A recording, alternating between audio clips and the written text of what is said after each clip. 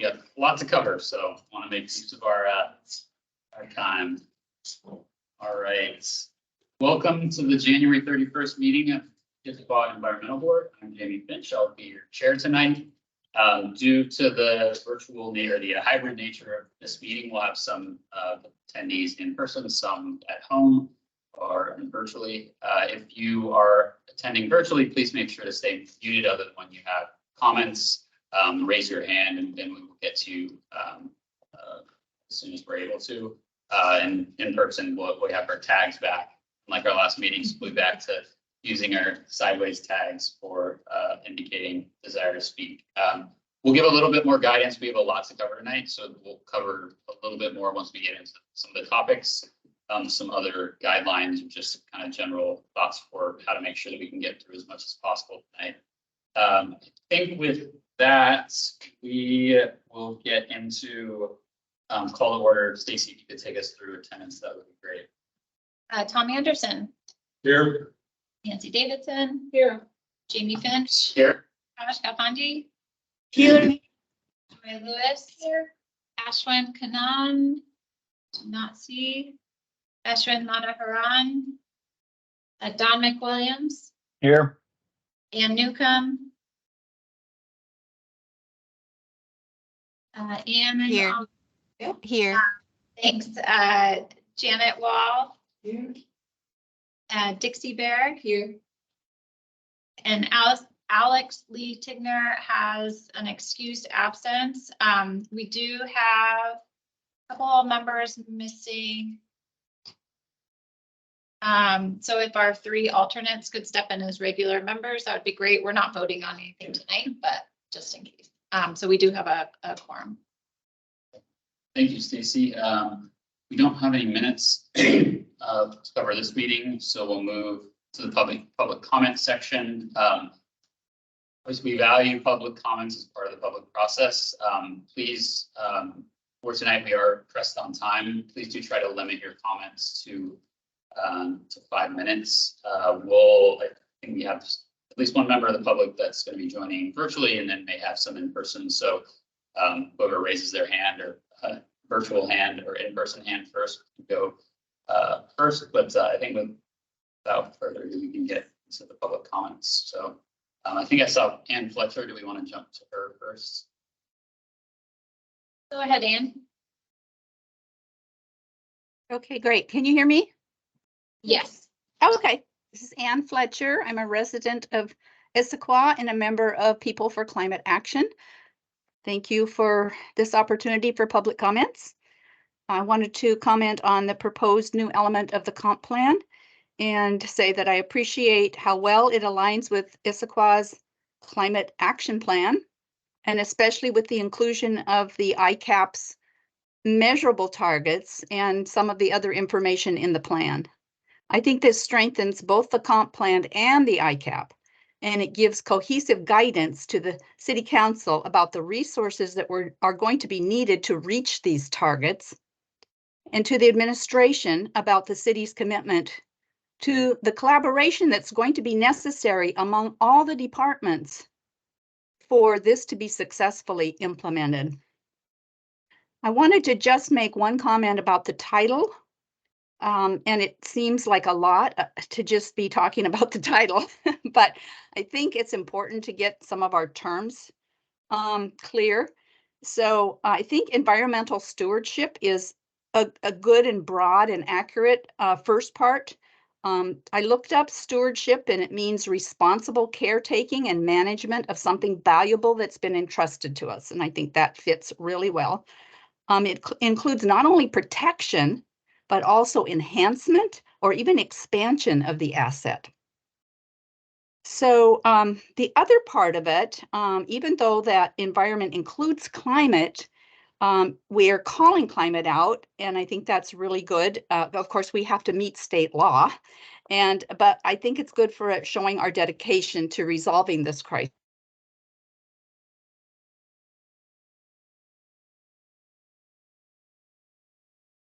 And you froze.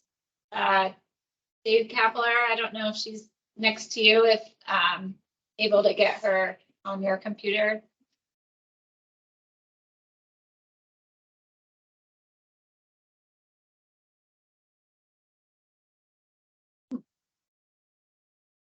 I'm gonna come back to. Yeah, we can come back to Ann. Yeah. Do we have any other members of the public that would like to make comments tonight?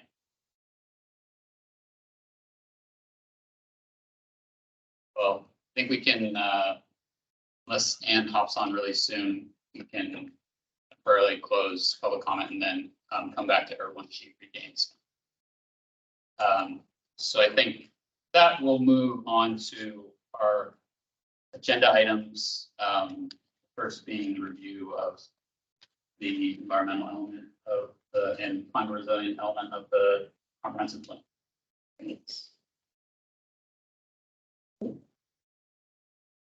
All right, well, thank you very much. I'm gonna kick us off tonight. We do have Stephen and Minnie here from our community planning and development team to help, or department to help answer questions, provide clarification around comprehensive plan. I'll do some of the initial discussion around overarching comments, and then I'll be handing it over to David to help us walk through policies. So just a few introductory comments. We really appreciate the board's engagement on this topic. We have been working on this element for almost a year. I think Stephen first presented to us on the comprehensive plan process back in April of last year. And the board has really weighed in heavily to help shape the policies of this brand new element. It is a brand new element, the environment element. We're preparing it ahead of the state's requirement for our jurisdiction, but we really embrace and recognize how important these policies are and how they we really want to help set the city's vision and long-term plan. Shaping or developing a new element within the comprehensive plan does require some restructuring of the entire comprehensive plan. So we've been having to move existing policies around, develop new ones, and really appreciate all of your input on that. So over the last several months, the board has weighed in pretty heavily with the title of the element, proposing new policies, helping provide revisions to ones that were drafted by staff or pulled in from other elements of the comprehensive plan.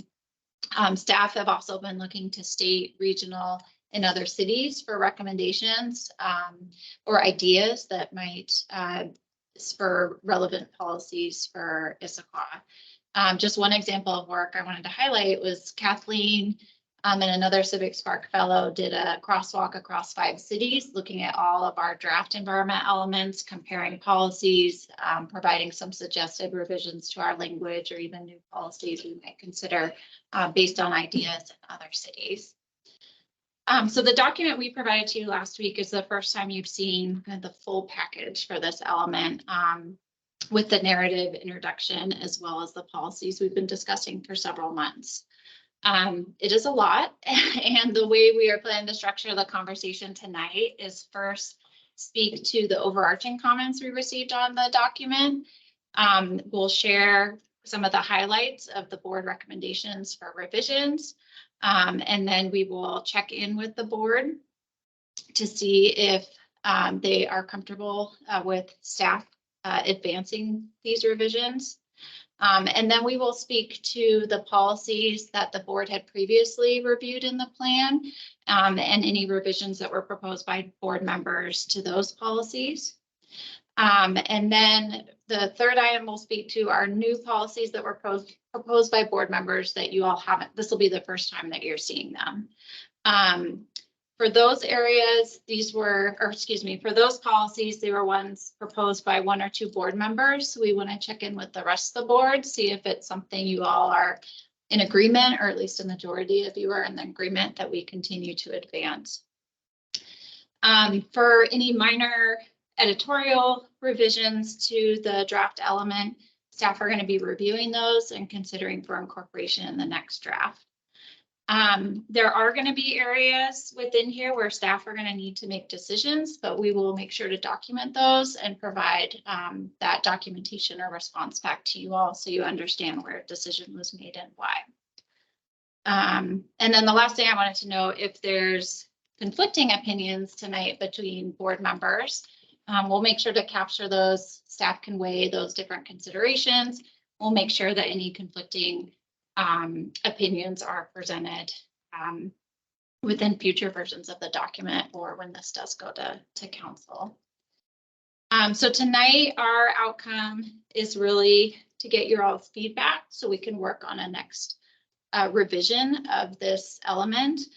We're not seeking any formal approval or recommendation at this point, but just an opportunity to review the comments that have been received by the board so far and make those revisions. We are going to meet again in the spring to review another version of this element, as well as you'll have a chance to see other elements of the comprehensive plan. So I'll pause there and take any questions. And then also just want to see if Minnie or Stephen have anything else to add before we jump in. Nancy? So I was going to put either Minnie or Stephen on the spot in talking with a new board member.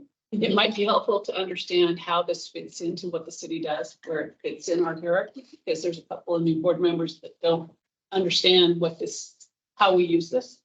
So could someone explain that maybe in 2 or 3 minutes for her and for the board members?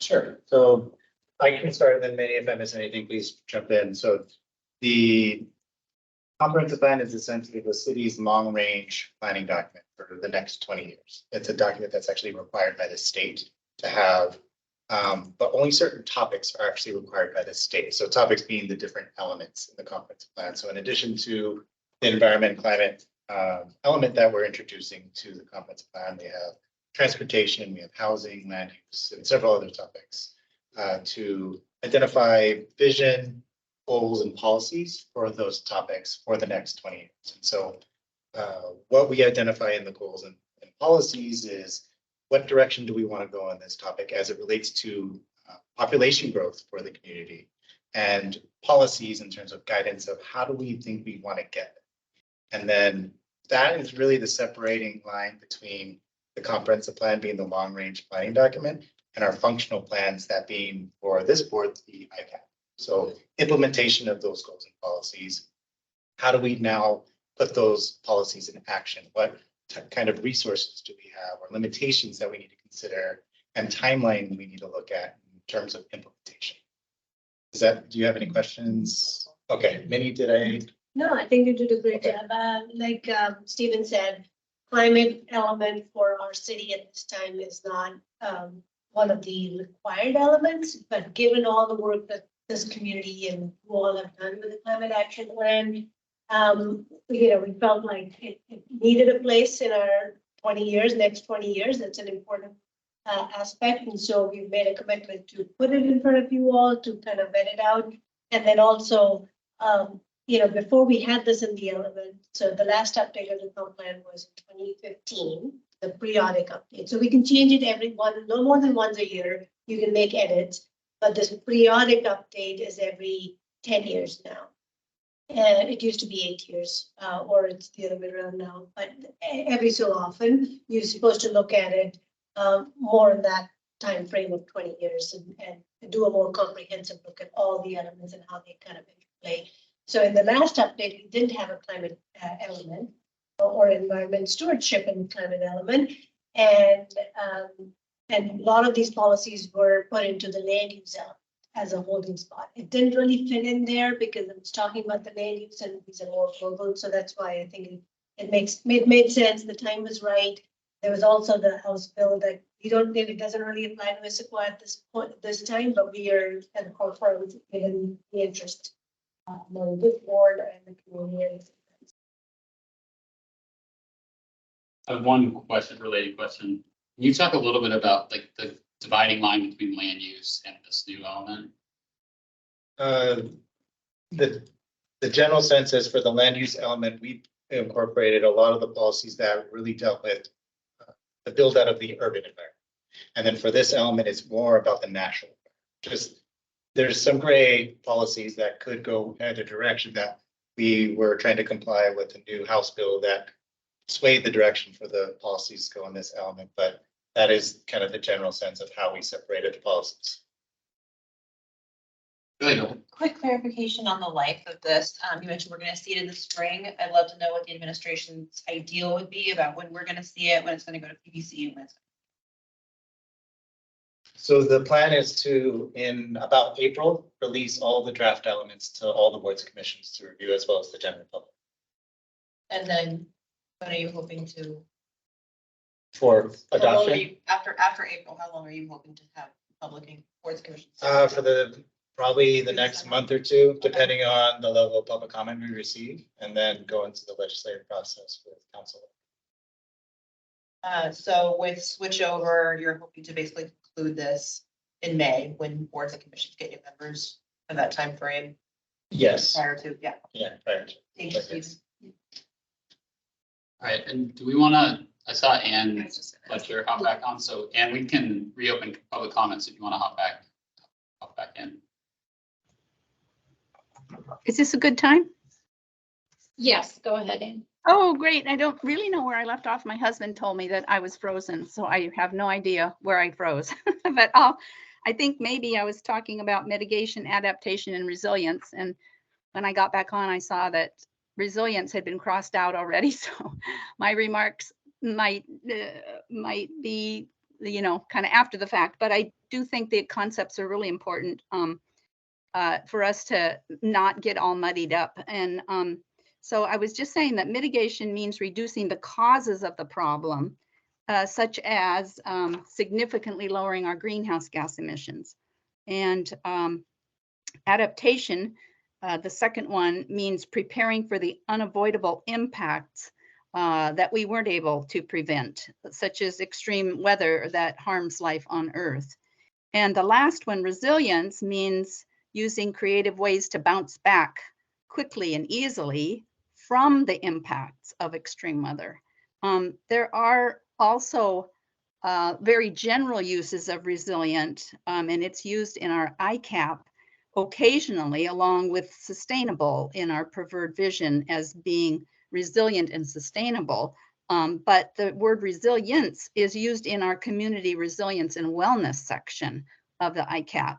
And it is, according to what I could find, more closely related to adaptation than to mitigation. But all three are really important, and they're in our plan, and they're very interdependent. So it just seemed like resilience, and it looks like maybe that's been crossed off, is not adequate, really. And this climate jargon is difficult anyway and can be confusing. So maybe we just want to avoid it altogether and not use any of those words. But I do like the stewardship word, and I'm interested in, maybe simplifying that a little bit. I had suggested environment and climate stewardship because we do steward both. They both need stewardship. They are interdependent, interrelated, and stewardship does include all of those things: mitigation, adaptation, and resilience. But I see that another word's been put in, which is climate action, which does also go along with the ICAP. And I think that I think that would be fine too. I mean, I like that word action. So anyway, those are my comments. I did send a written comment with some references as well. There's a really, really nifty YouTube, if anybody, if you know anybody that wants to understand the difference in those terms, there's a really great YouTube. It's only five minutes long. So that's all my comments tonight. Thank you all. And I'll be interested to hear what comments other people have. Thank you. Thank you, Ann. And back to Stacy or Steve. Can you take this forward? Great. So we won't actually be diving into the document quite yet. I'm just going to speak to some of the overarching comments, but I'm happy to scroll down to them. We'll be doing quite a bit of scrolling tonight to get to the appropriate place. So just to start off first with the overarching comments, we have about 30 minutes for this discussion. First, just really wanted to thank the board members that were able to provide feedback, either written feedback or those that will provide feedback tonight. For written feedback, we did receive from the following board members: Jamie, Nancy, Alex, Praj, and Joy.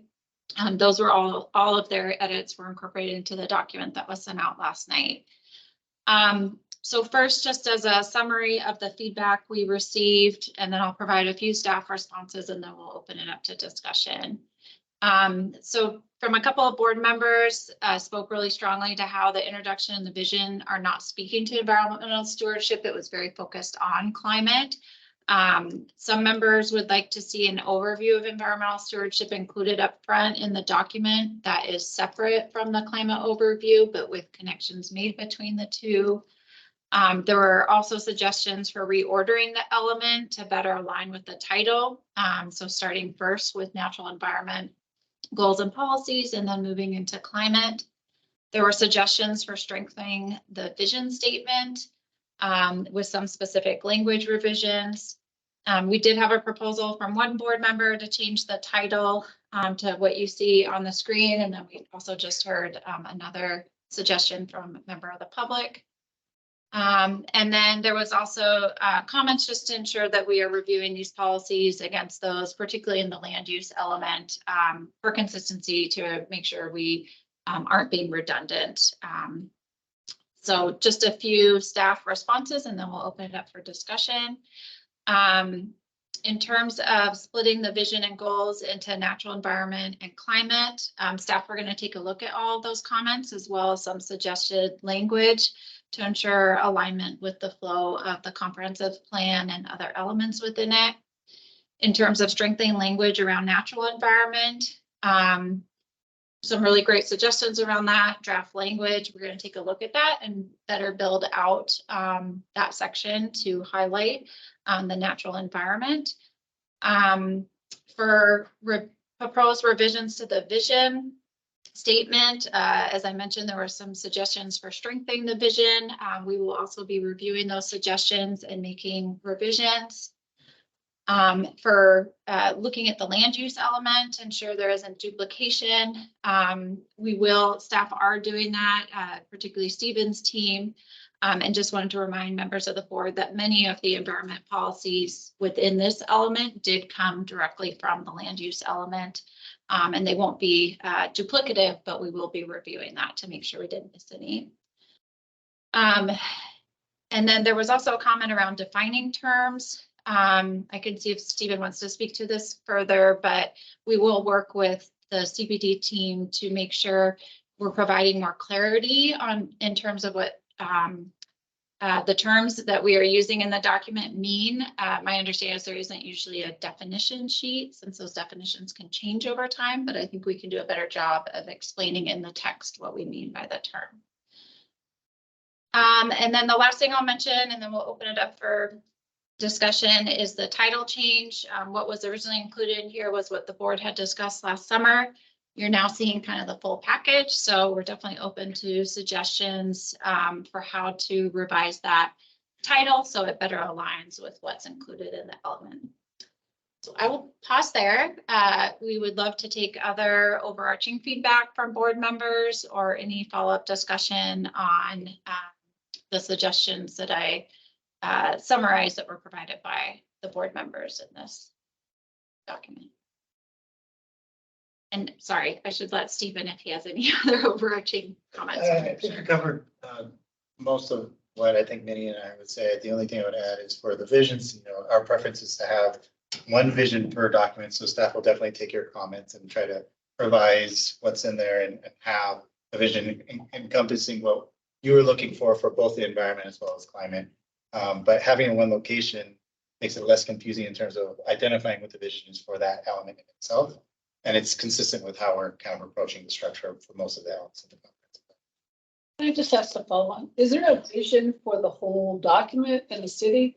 And then each sub-element will have a vision kind of like you were talking about? Typically, the visions are specific to each of the elements. We try to have an introduction to kind of talk about how everything fits together for the entire comprehensive plan, but the visions themselves are specific to each of the elements. So there isn't an overall vision statement. Is there one in the strategic plan? Is there, I know the city has a strategic plan. Yeah. Yeah. Is there any, I'll look for it. Thanks. Thanks for following. And then the other one was definitions. So the other thing with definitions is typically you want to have the definitions where you're implementing for the plan. But the comprehensive plan being long range, you don't want to be operating out of multiple planning documents. That's something, a practice we're trying to move away from, so that implementation or definitions are either applied in the code or in your functional plans, that being the ICAP. That way, we're not having to look at both the conference plan and the ICAP and any other functional plans that this board is kind of helping the city implement. Because, and the other thing with that is consistency. When you update one document, you now have to go across the board and make sure the definitions are consistent. So it's more of the use of the terminology that we want to make consistent rather than the specific definition. So that's something we'll take a look at a lot of your suggestions on definitions and see how best to kind of incorporate it. So maybe first open it up to anyone that had provided comments on the document. If there's any other overarching comments you want to highlight that I didn't touch on, and then we can open it up for those that didn't provide written comments if they have any feedback that they'd like to, just on overarching. Okay.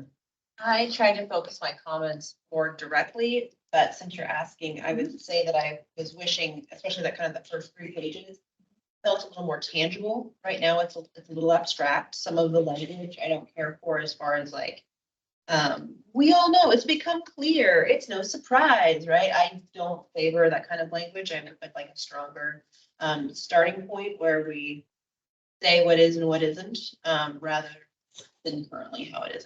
I would appreciate something that felt more tangible, a little more actionable. So that's kind of what we're kind of setting the plate, so to speak, right? We're setting our table setting for it when you think about the document. So I think it has room to grow. I can hop in. First of all, I think on the name, I prefer the updated one. I think action is better. I think there was only one suggestion of that. There was a lot of comments around what does resilience mean. And so I think that action is a clear word, is the word we use in our climate action plan. Seems like a better word where it is. And then most of my comments were around, one, making sure that we had, it sort of felt like we took the ICAP introduction and then put a couple natural environment topics and try to shoehorn a few things in, but it doesn't feel like it's really covering both of these topics right now. And I know the policies do, and that's probably the most important thing, but it still feels like if you read this, it doesn't set you up for the rest of the document. So I think the more we can do to make sure that we're setting vision and context for both of those things and how they fit together, because I think that's the other thing is we have these two things in the same place, and I think there's good reason for it, but we don't talk about it. So I think there's some interrelation between those that we could touch on. The other thing, which I don't know how many members of the public will be here, but one other topic that I think might be helpful is within climate, between mitigation and adaptation, they almost seem contradictory, but I think some context around the fact that like it's already warming, like there's already going to be impact. And so we don't ever, I kind of say that, and we have that in the ICAP, but I think we'd be more explicit about why are we thinking about these two things, because otherwise it almost sounds like we're like hedging our bets, which to a certain extent we are, but I think it could be more clearly stated, like why you need both of those things within a plan. So I think otherwise, all the other comments are captured.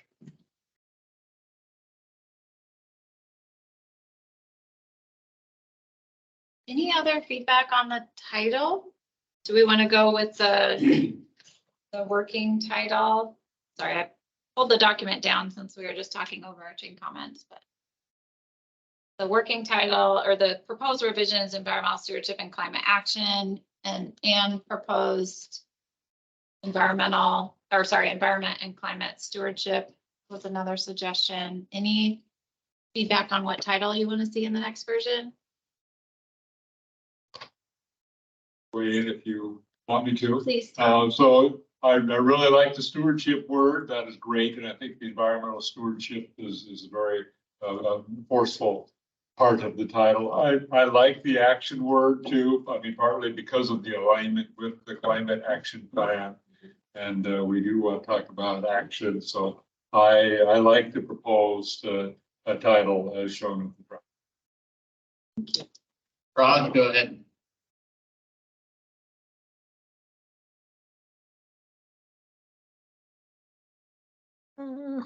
Okay, just one second. Can you hear me? Sorry. Yeah. Okay. So Stacy, I had a question here, and I know there is, we do have the document Climate Action Plan. I was just wondering if we have more documents which include the climate word in it. So just from a public point of view, like if you have more documents with climate word in it, I'm wondering if it gets more confusing. And that's why I was asking that. Yeah, as of now, we have the climate action plan, and then very soon we'll be putting the climate vulnerability assessment on the webpage with some accessible materials, as Kathleen was speaking with you all earlier this month. But those are the two main documents, publications we have. So Yeah. although I really like the word action here instead of resilience, my worry is if we have a lot of documents listed with climate word on it, I'm wondering if people know where to go or not. There could be confusion. That's all I think might happen. Do you mind if I chime in? So one of the considerations for the title is for someone from the general public, adding to what Raj is saying, if they're Googling what the city of Issaquah is doing on climate, and you have two documents that say climate action, they're not going to really know the difference between the comprehensive plan and the climate action plan. So all documents says climate action, they won't really know where to look for the actions. And the comprehensive plan isn't necessarily a document with action in it either. And so that's something to consider for just someone of the general public who has never been involved in these conversations. They're trying to find, a planning document and the action document. You don't want to have any of that confusion in the titles, just to add for consideration for the title. Right. Carson, do you have anything else? That would be all. Thank you. Don, go ahead. Yeah, I would echo the comments that were just noted there about the word action. I found that the word climate action to be somewhat confusing, thinking that it's a nexus to the climate action plan. I like the environmental and climate stewardship title because this is a policy document, and that speaks more to policy. Policy is not necessarily action. Don, Nancy, go ahead. As for the title, I'm good with the stewardship changing that way as well. I don't have an issue with that. I did have comments about more general comments, but when we're done talking about the title, we'll go back to that. That's great input. Yeah, we'll take all that into consideration and come back with a proposed new title next time. Yeah. Nancy. So I noted a couple other things, and that is, I thought the idea of mitigation and adaptation section is a good idea. It just needs to cover both and be worded in a way that it kind of fits for both. And it really is focused on climate. But I do agree that in 20 years, we need to be flexible enough to be able to move where we need to move, in both arenas. So I just wanted to make that comment. It probably needs to sit above the specific sections of each one so that it flows through. I think the other thing that I kind of tried to point out is education and outreach or regional leadership. It's something that we don't do these in a vacuum. The environment doesn't stop at the city limits, neither does climate action. So a general section up front about that, instead of having to have it in every specific section, I think would really benefit the document in terms of these overarching things we need to accomplish with this document before we get into specific elements. I tried to note that, but I'm not sure if it came across. But I think moving those up underneath the vision for this section will really help strengthen why the things we think we're doing today, we may have to change in 15 years. 5 minutes of left. Ann, go ahead. Thanks. I love what everybody's saying, and I think this looks great. I think what we've come to is environmental steward and climate stewardship, which I like the action, but it sounds like it's not good for this document. So that is very short and concise, environmental and climate stewardship. So I ditto that. And also, I would like to know if we're going to create another document or put more environmental stewardship, like Jamie, I would like to know like what more you think needs to be in here. I do think there's a lot of good stuff with environmental stewardship.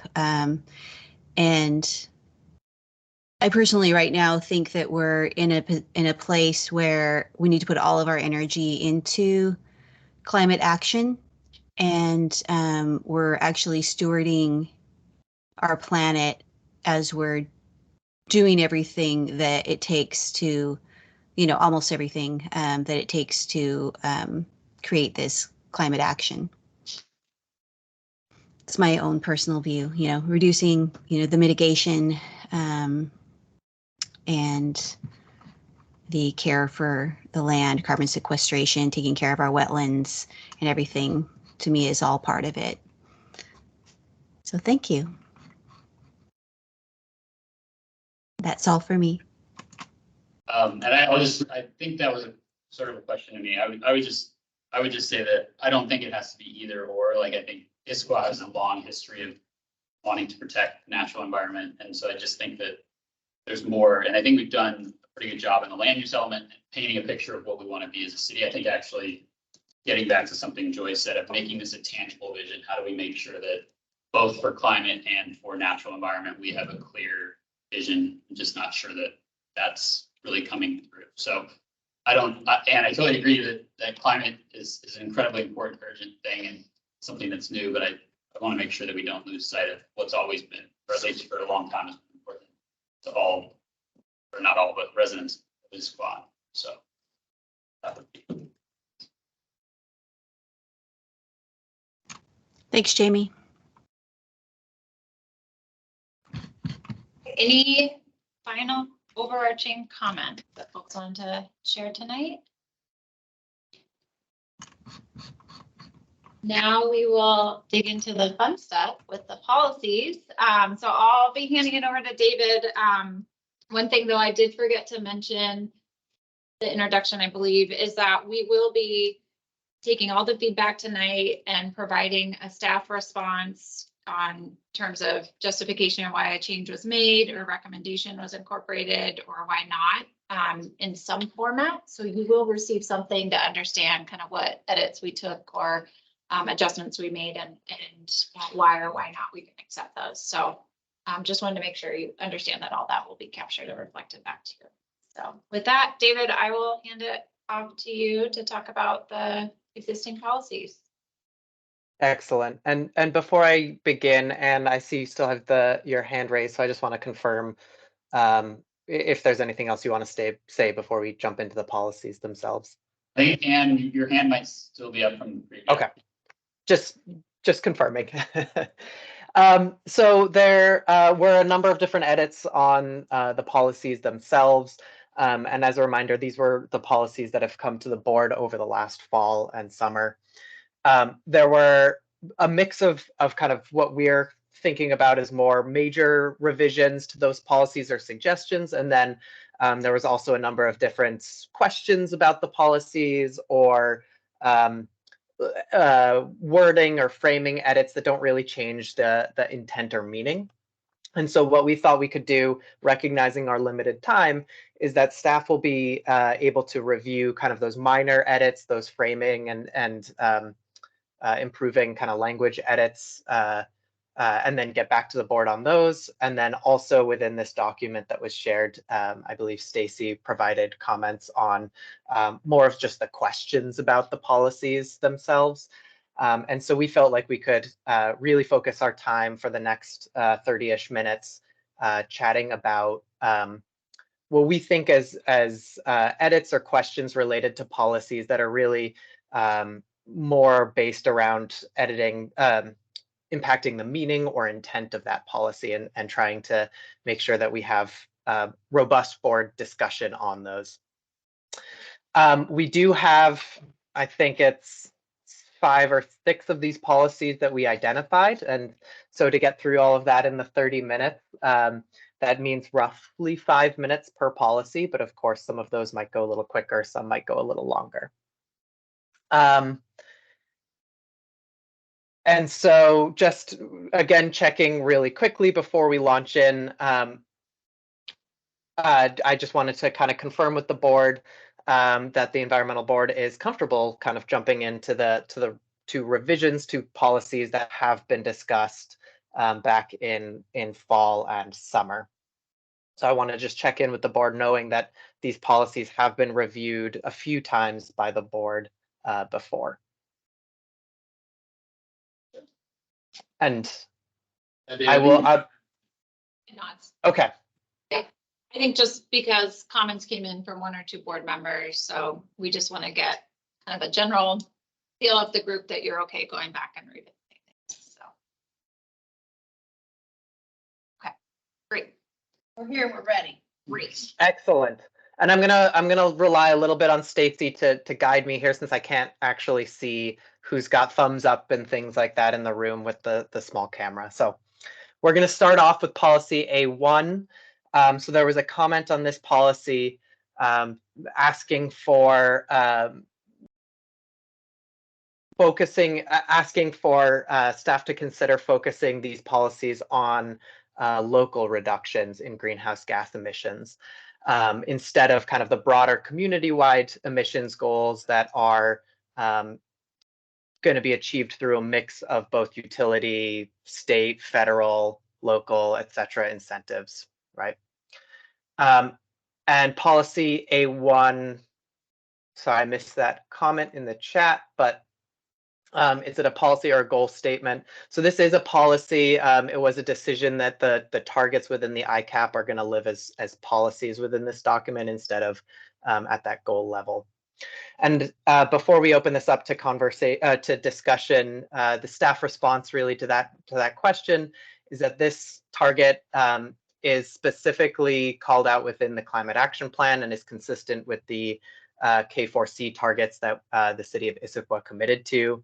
Additionally, unfortunately, we don't have specific targets related to the proportion of these emission reductions that should be attributed to city-specific action. And so without those specific targets, right, that 5% of our emissions reduction will come from specifically city action, we feel like it's really valuable to kind of keep in these community-wide emission reduction targets.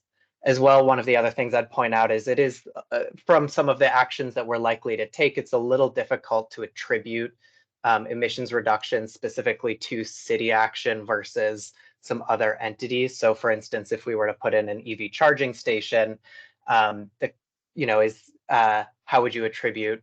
It's difficult to attribute specific greenhouse gas emissions savings from that to, say, the city versus the utility versus the state.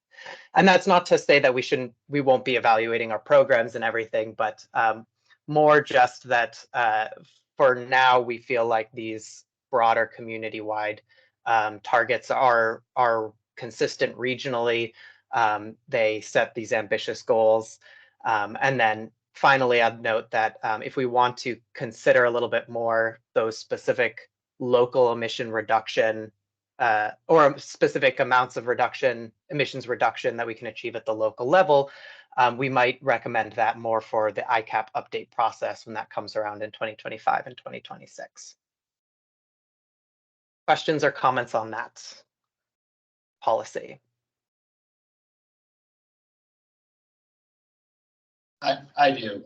This was my comment, so maybe I'll address it.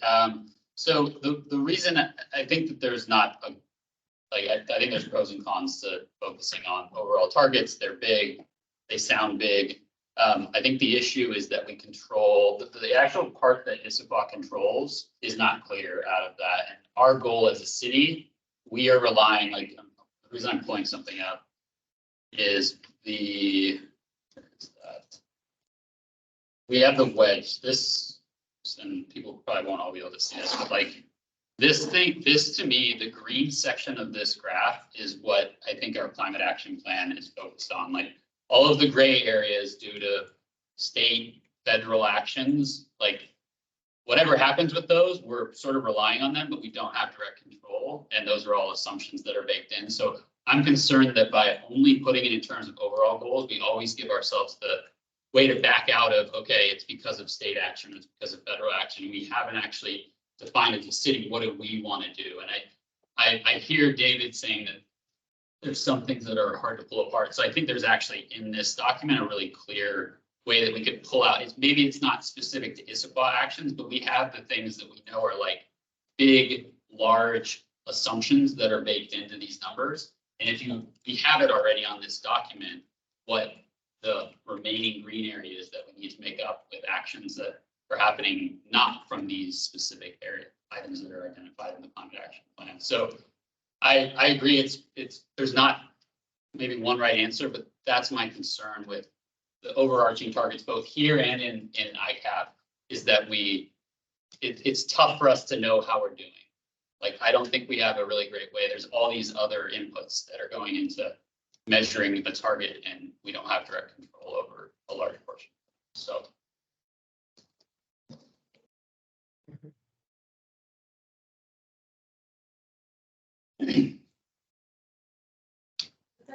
Other thoughts, reflections from the board, feedback on this one?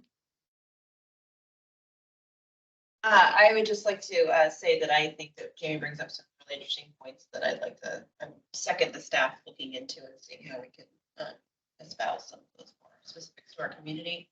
It's something we've seen time and time again. The community does expect more than maybe is being mentioned right here. So to take another look. I actually wanted to ask you about something, David, in the background. I have a comment where we as a board, we've started the discussion and it's brought up between whether we're having a 2 or 4 year cycle. And what my comment was is that I think it would be relevant to have the board discuss the merit of one or the other and make a recommendation to the administration. While that doesn't need to happen tonight, I did want to bring that up since it's in the background of this section. And I think it's something that's relevant. Great. Thank you for that comment, Troy. And I would third Jamie's comment.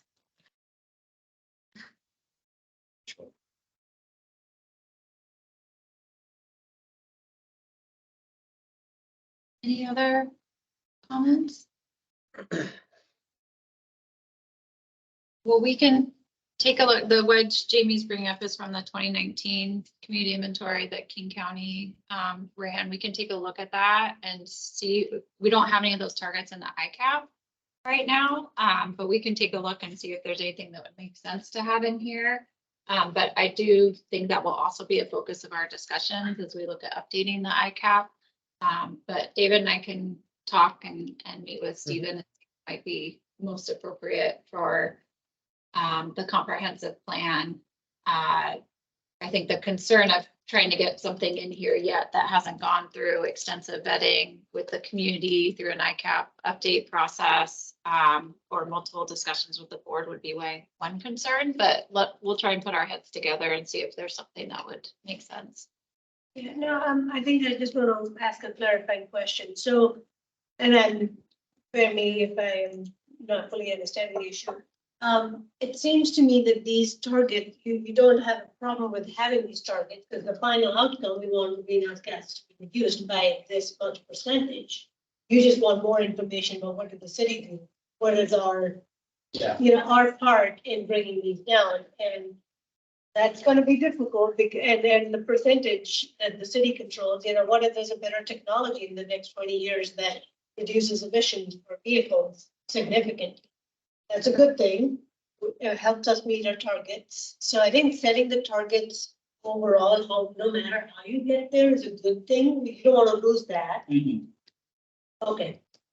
Yeah, I think the piece that it's maybe an addition, not a replacement, that I do think that we have to plan for the future with what we have today, which is these are the impacts that we expect. And so if we're not planning and know what we need to make up, that seems like a problem. And obviously that'll adjust over time. So that I think that is a challenge with the comprehensive plan. I don't know the way to solve it. And this might be something that it might be more of an ICAP thing for us to look at. Yeah, it seems more like an action. The city's actions need to be, reported in certain ways, which I think you guys do that. Having some metrics assigned to this. Yeah, no, and I definitely hear that. I'm concerned about us trying to kind of rush something through that won't be quite right yet. But we'll talk about it, see what we can do. But I think we'll definitely commit to having more conversations about that in the future for ICAP update, which could then be updated within the comprehensive plan. But let us see if there's something we can develop over the next couple months, come back that might. And it does look like Raj, do you have something to add?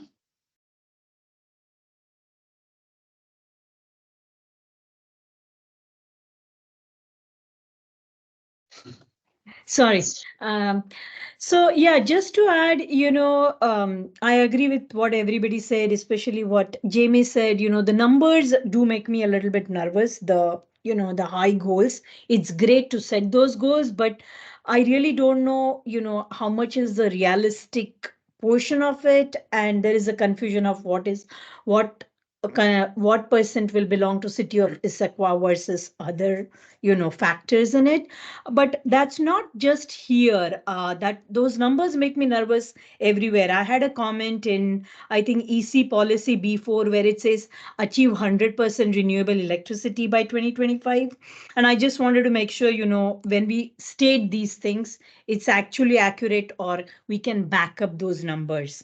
And that may be the case because I think we are talking about municipal city buildings, so that should be okay. But I just want to verify that we are actually looking at the numbers and we are putting the numbers which we completely believe in these reports. That's all. Yeah, thank you for all of those comments. And I would say, for the 100% renewable energy in municipal buildings, we do expect to be able to reach that hopefully fairly soon. We are between kind of the they're called renewable energy certificate programs that we are currently a part of, and then we're in talks with PSC to get the rest of our electric accounts onto the commercial program there. So we're optimistic about that.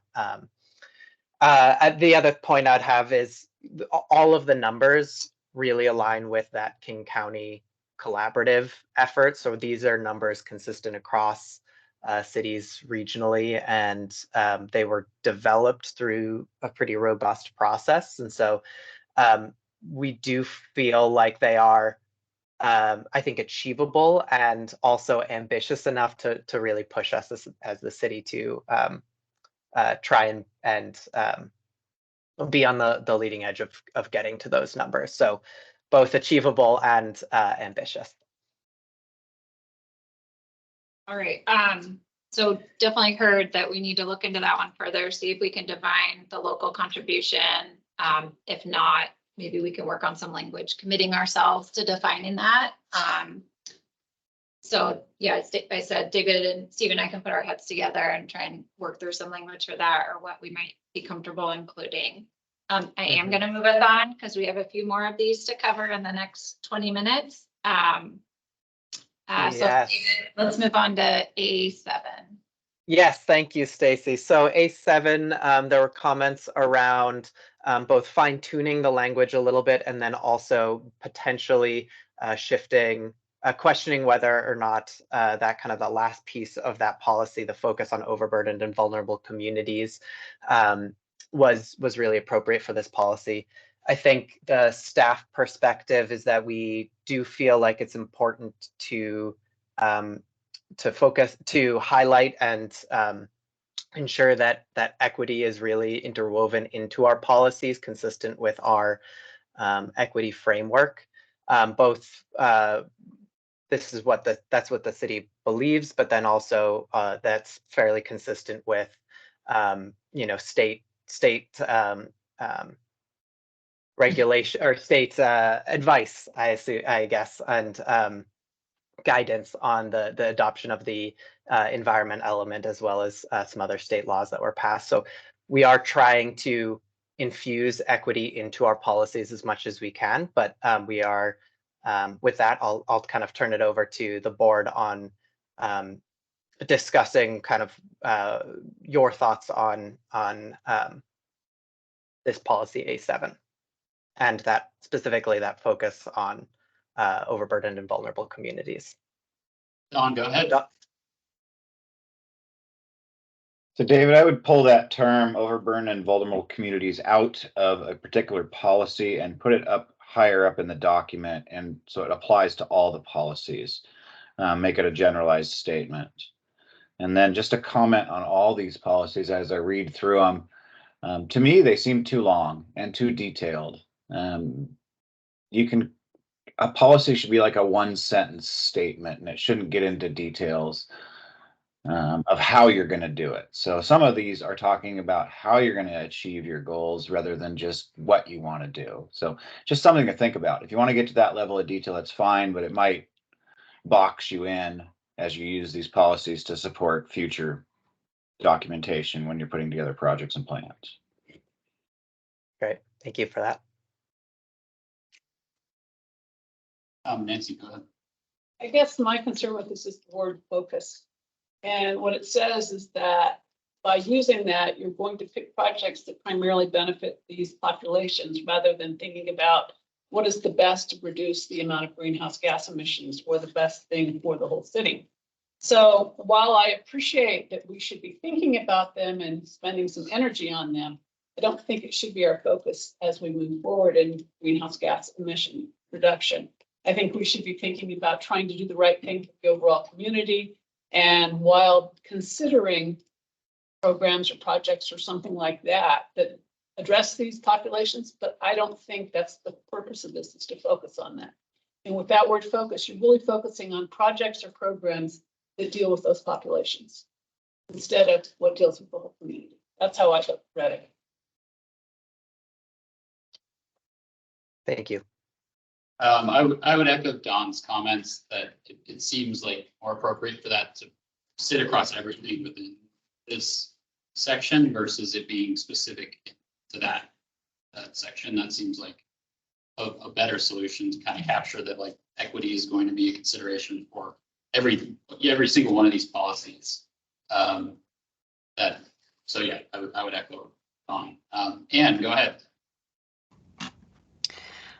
Thanks. So I was just looking at the Issaquah Climate Action Plan, and on page 20, there is a nice graph, and it has the targets, our targets of 50% reduction by 2030, 75% by 2040, and 95% by 2050.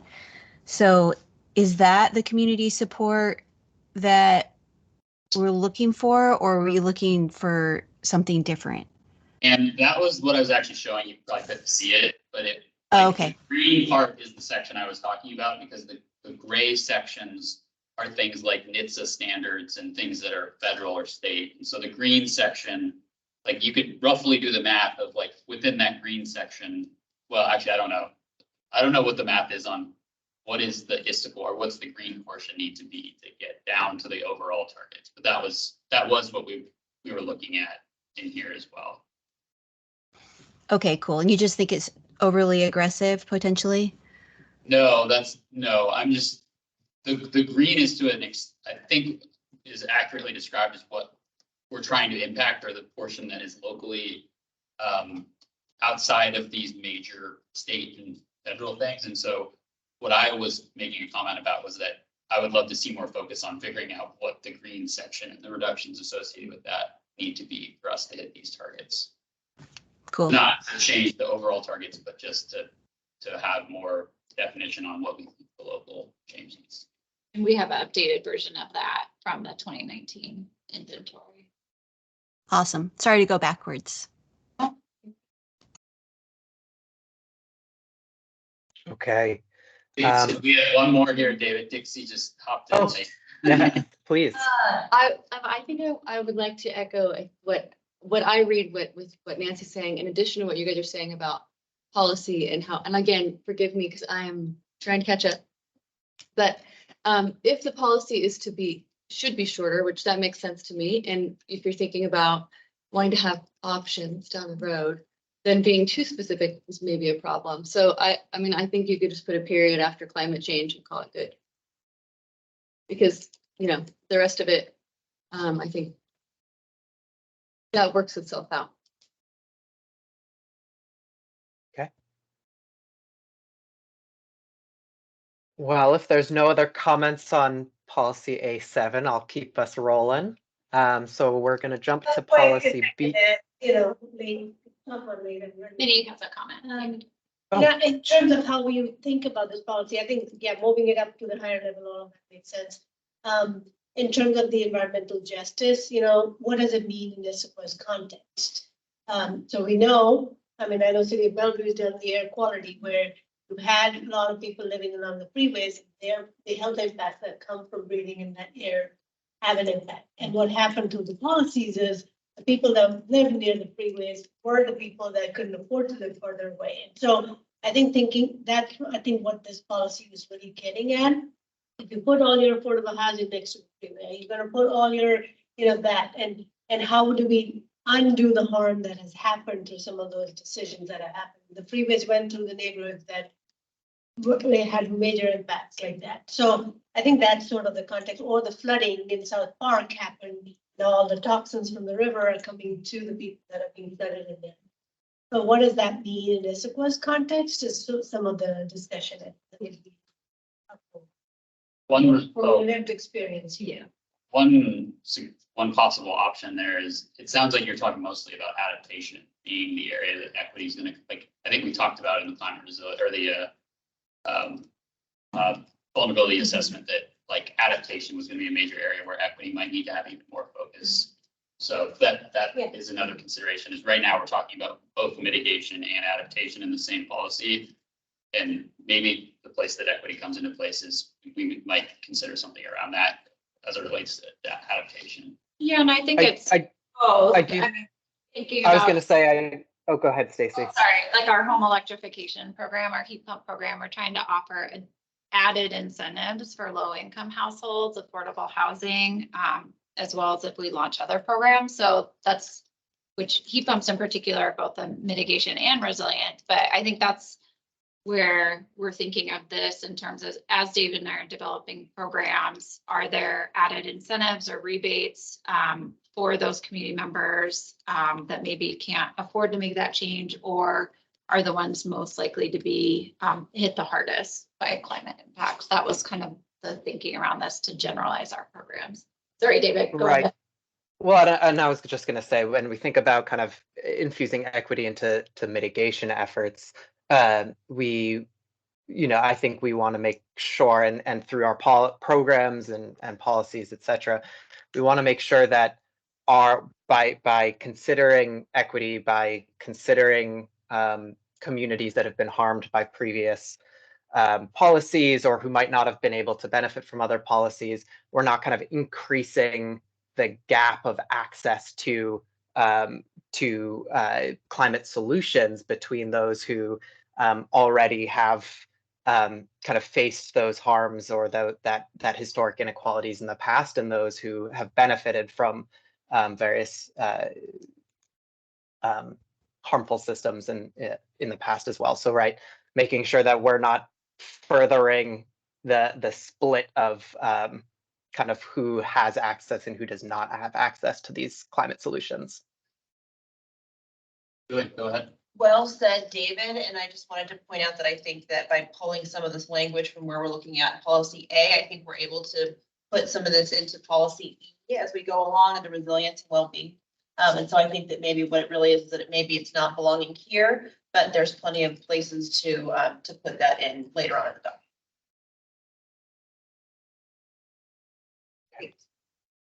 Great. Thank you for think- the feedback. David, we've got about 10 to 15 minutes. Great, easy. Jumping to policy B1. So this policy is around decreasing energy use in new and existing buildings by 25% by 2030 and from 2017 levels. And the question here really was that this is kind of an unclear policy, and it's just a little bit difficult to read and understand.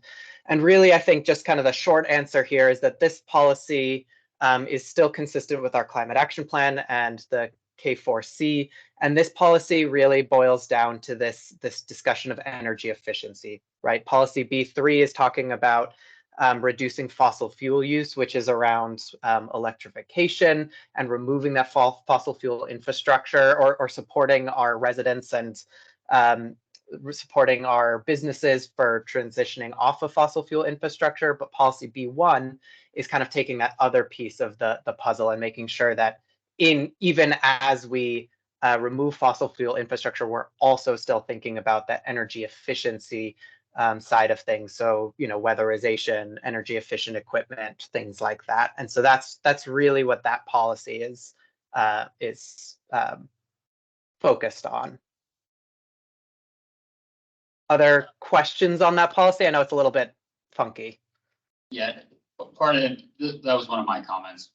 And I think part of this is, like, realistically, if we're successful with electrification, electricity use is going to increase relative to current levels. And we still might have done a bunch of efficiency work. And so I think we just need to make sure that we clearly state that this is talking about, I don't know if it's like kilowatt hour and equivalents, or like, we need to figure out how to translate units between natural gas and electricity to make sure that this is talking about the total and not construed as like, we need to reduce electricity use in the city, which I think making this clearly about efficiency, I think will help do that, but I still think that it's sort of confusing. There might be some wordsmithing opportunities to just make sure that it's clearly specific to that, because I think it's almost a restatement. I don't know. Yeah, it might almost be more powerful to restate this as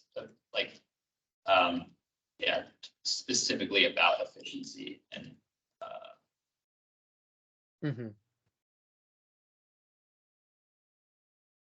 Great. Don? I would echo Jamie's comments. I'd change the language to read something along the lines of increase energy efficiency in new and existing buildings. And I think that would get you where you're going there. Okay. So we can definitely look into that. I think one challenge that we might face here. Lost it. Oh, David, we lost your audio. Can you hear me now? No. Yes? Oh, you Yes. can. Okay. Sorry about that. So we can look into that. This is language that we committed to as part of the K4C climate collaborative, right? And this language is specifically included in the climate action plan. And so I think we can look into it for this. I might propose, and I think as we look at it, it might make sense to revisit it as part of the ICAP update process, but we can definitely consider it for sure.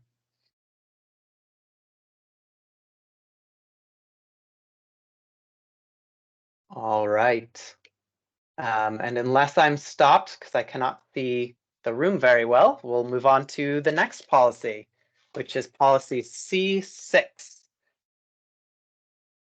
With two more. Yeah, two more. And Anne, I see you have your hand raised. Did you have a question on policy C6 or on a previous item? I just wanted to tell something out there about, I think it's B3. I just have an idea. It says reduce fossil fuel use in existing buildings by 20% by 2030 and 80% by 2050. And I'm proposing we say reduce fossil fuel use not related to electricity in existing buildings by 20% and 30%. Keep it the same after that. Because when I read the full statement in the K4C, I think I totally understand what they're getting at. Anyway, it's just a suggestion. For me, it was confusing because we still are going to have some fossil fuel coming in from electricity. Mm-hmm. Yes, I hear that. And I think, this policy is meant to be specifically focused on fossil fuel use within the home versus in the generation of electricity. For EC David, can I just ask a quick question to Stephen and Minnie? Do we need to have these, and maybe this is a question for the board too. I'm hearing a lot of concerns around the targets that were pulled in directly from the ICAP. We need to rework those with the ICAP update. Can we remove specific targets and just generalize some of these policies too? Or do you all really want to see specific targets here? It's gonna be at a higher level than the action plan. I mean, as long as they are not conflicting with them and you want to pull them up, that's fair.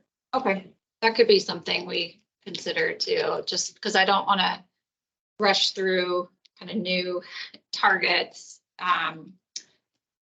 when we're having only one or two more conversations about this. Almost broad policy and then the action plan could have more. Okay, so that's something we'll think about and bring back recommendations to the board. Okay, That's sorry. fine. Yep, that sounds good. We can jump to C6, but I do want to just acknowledge that at the beginning of the conversation, there was the public comment that was positive to including the targets within the climate, within the comprehensive plan. So just noting that as well. Policy C6, there was recommendations on kind of adjusting that policy to be more focused on city capital projects and operating budgets.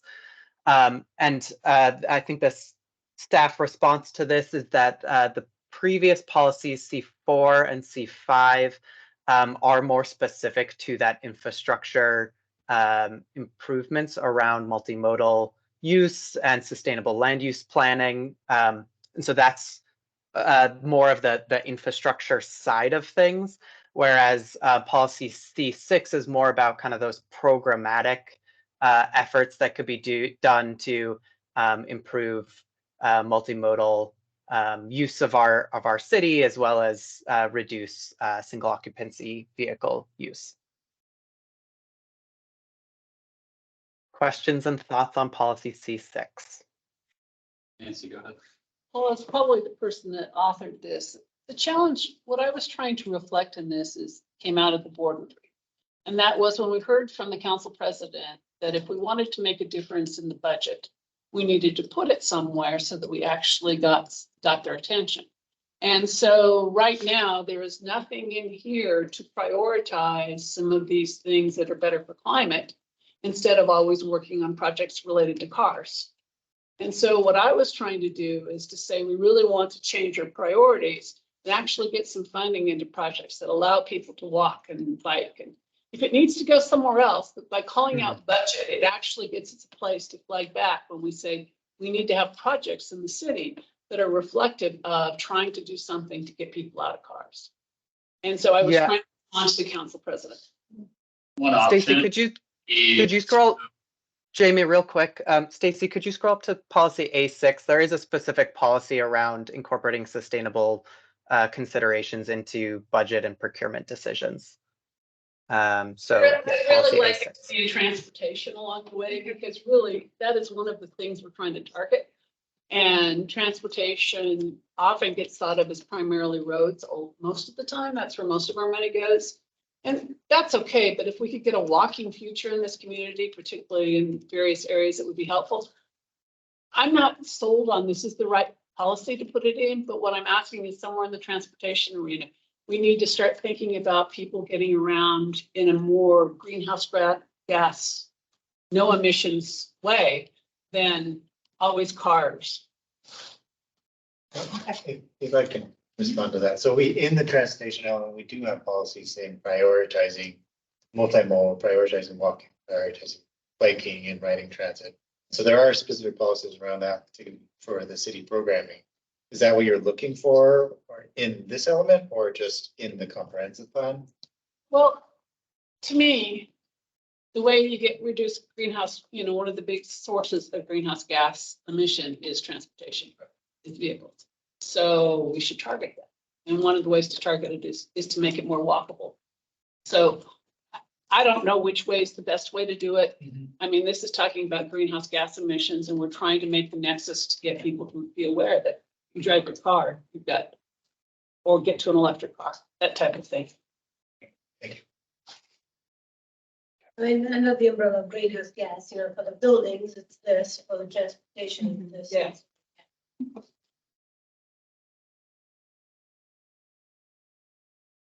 Yeah. Other comments or thoughts on policy C6? The only thing, David, I think you bring up a good point around A6. The one question I would have on that one, no one made this, but is align a clear enough word? Like that to me sort of is meaningless. Like, is there something we should strengthen there to make sure that we're prioritizing or some other language that ensures that whatever the line means there, we're not leaving people unclear that that's a priority for us to invest both in budget and capital expenditures. And we might want to, the other thing that's not there, maybe, I don't know if capital projects are included in that statement, because it's budget and procurement decisions. I don't know if would that be included there. That's the other thing that I'm not sure is covered by that policy. Kathleen's adding that into the document.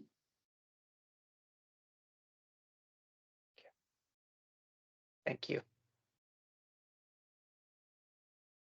And I don't know how much time we have left, but we have one other policy to talk about, which is D4. 3 minutes. Excellent. So this policy reduce embodied carbon emissions in construction through recycling and deconstruction policies and programs. The comment here was on adding language about reducing carbon intensity of the life cycle of products, and also kind of thinking a little bit about how the upstream and downstream consumption of products impacts our emissions that might not be captured within our current greenhouse gas emissions methodology. So I think the staff response that we talked about a little bit was that policy D3 does talk about promoting sustainably produced materials and products. And so we felt like that kind of gets at the spirit of that question around policy D4. But I'll turn it over to the board for other comments on that.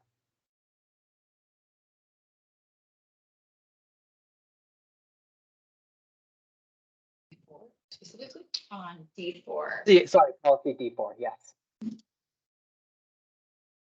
I guess one comment there, I think what we don't say in D3 is incentivizing. Promoting is one thing, like arguably, like presumably there would need to be some sort of either incentive or just like looking ahead to how D4 might be implemented. You would need to have some sort of incentive or policy, like a code that would require them to do that, like to recycle or whatever it might be as part of reducing the waste stream. I think what we're not doing is clearly stating that we want to incentivize like low carbon concrete or something to that effect. Like obviously we won't mention that here, but we haven't really said other than promoting, like basically making people aware of sustainably produced products, or one of the major sources of large infrastructure projects in the city is the city. So we haven't said anything about our commitment to reduce carbon in our capital projects. So those both seem like areas that aren't captured within D3. Okay. Can I make a comment on D6? Yes. I think we should not talk about, when you just focus on compostable materials. I think there are a lot of there's companies like Ridwell doing really interesting things with plastic recycling.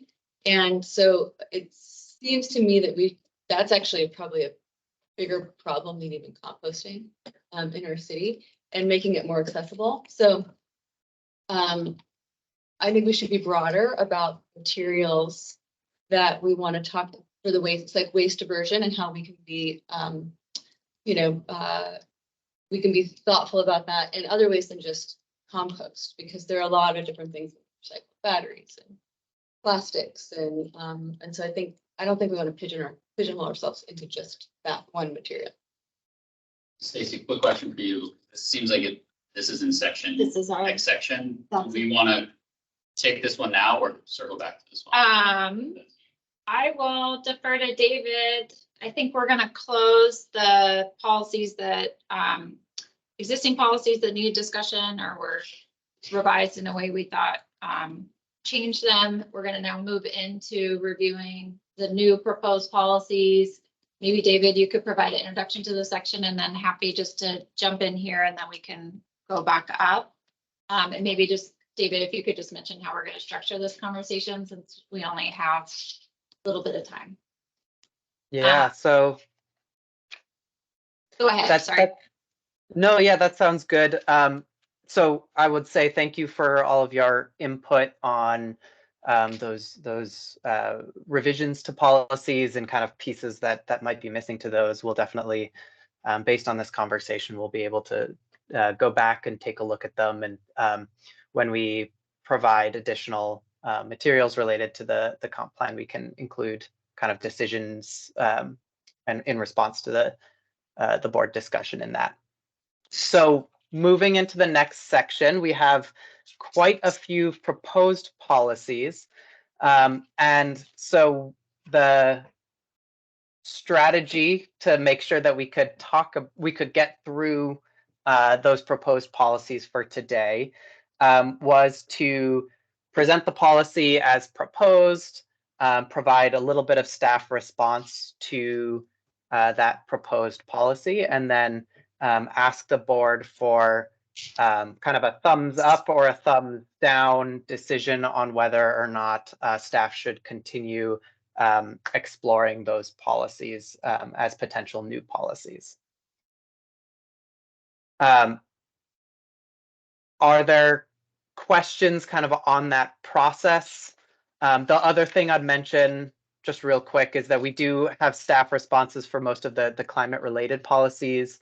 The natural systems policies we will be bringing to our parks and community services team and public works to look at more closely as well. Questions on process before I jump into kind of the first few proposed new policies? I'm here, David. Wonderful. Great. We're just rolling along here.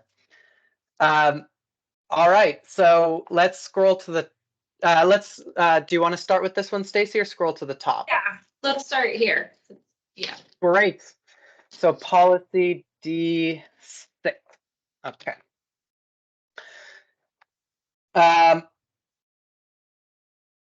So this policy was to create a community collection and transfer of compostable materials to further support community access to participating in waste diversion, creating community programs to incentivize composting and support increases to the number of dwellings in Issaquah that partake in waste collection offerings. The first staff response to this is that we felt like we need a little bit more context on kind of what this would specifically look like, as well as thought that this might live more in this type of detailed suggestion might live more in a functional plan versus within the broad comprehensive plan. So that we felt like it might fit more in those functional plans. So with that, Stacy, do you want to do a call for thumbs up or down? Or? We can take one or two quick comments on each of these. Oh, David. yeah. We'll just try and move along pretty quickly then, and then we'll kind of just get a temperature read if the rest of the Go ahead, board wants to. Thank you. So Right. as the author of this, what I will tell you is that I'm not extremely attached to this. What I do think is that we're missing a significant conversation from this question. And what I aim to do is exactly what Dixie said, was to talk about some larger issues with waste in our community. I think that one issue we have about waste disposal in our community is equity, right? Right now, to be able to have access, you need to pay, right? You need to be able to have access to sign up for GridWell, which means you need to have active internet. You need to be, there's so many levels of access that we take for granted. And when we think about whole community and the availability to it, you should not have to pay to be able to get rid of your corrugated cardboard, for instance, right? Losing the at-work in our community many years ago, people may remember, was something that the city has never stepped up to replace. And as a board, I believe that we should be advocating for better access to disposable, easy disposal, right, of our waste. And so I think there's something that's missing right now for our policies. I'm not saying that I wrote the right one for it, but I do think it's something that we need to be discussing, of saying, hey, thumbs up or thumbs down. Do we think the city needs to be addressing this more thoroughly in policy? Is more what I meant to do when I brought this up. So thank you for this conversation. A thought would be to go stick with where we're going is that 'cause we were just actually talking about a second ago, is probably one of the biggest waste to actually producers or businesses in the city of Issaquah, I would imagine, because I know we don't really produce a lot of waste in our business, but we do still produce a lot of waste. So I can only imagine what it's like in our food places and all those other things. So maybe the policy needs to be more about, and I don't know how to word it, but something around like, which would be good, I think, overarching anyway for our city, creating opportunities or creating a program or whatever the wording is to get businesses to be able to do more of this, which I always thought it would be so great if every business could be a collection center as well. So if you have batteries to recycle, drop them off here. There's drop-offs at the grocery store or whatever, so that it could be equitable, but it's focused on the businesses, not the businesses having to burden the cost of it, but the businesses become a partner with the city in collecting waste, or, you know, even if it's just another can outside of the recycling and garbage. So does that make sense? It might be an easier policy to, like, trying to deal with the entire, that's a pretty big undertaking, but to, you know, focus on businesses, it might be a way to move the needle faster and then include community and other people in. All right, we have Dawn and Nancy. I think we're not gonna have enough time to talk this much about everyone, but maybe this will be we'll get it out of our system. So try to be quick with comments on this one if possible. I like the concept, but this seems, it's not cooked yet. And, you know, we have a garbage collection service that does this. So I think it's more of a conversation of talking with Recology and expanding their services to try to address this rather than the city committing to a policy. The garbage collection is expensive. And this could commit the city to quite a bit of money to move down this path. Nancy, go ahead. Well, I understand what Don's saying, but I agree with Stacy. I think we need to find a better way to do more with composting. There are restaurants in town that do none of it. There are restaurants in town that do no recycling. We clearly can do more on our waste stream to deal with that, and that's true of all businesses, grocery stores, the whole thing. So I think it needs some attention. We have a contract with Recology. We can change that contract. We can go into it. We also have people that oversee that contract. So we need to, if we want to change, we need to set it about in this. It's a broad policy in waste reduction, not getting specifics of how to do it. It could be through funds that the city has, the programs that the city has, or through codes and incentives or whatever. Maybe some particular call out around businesses. Yeah, really, I mean, we could start focusing on business. Talking about access, availability, equity is a huge part right now that we're missing right now in how we address our waste generation. Okay. So with that, with a quick thumbs up or a thumbs down, does the board think the city should move forward kind of considering a policy in line with the discussion, not necessarily the exact wording of proposed policy D6, but kind of in line with encouraging and supporting more of that recycling, composting, waste reduction? Yeah, they're not. Thumbs up here. Come on. Raj and you can use the thumbs up feature on Teams if you want. So, yep, we're getting thumbs up, David. So excellent, thank you. Moving us right along, we are jumping up to proposed goal A, which is to inspire climate action through outreach, advocacy, partnership building, engagement, and incentives.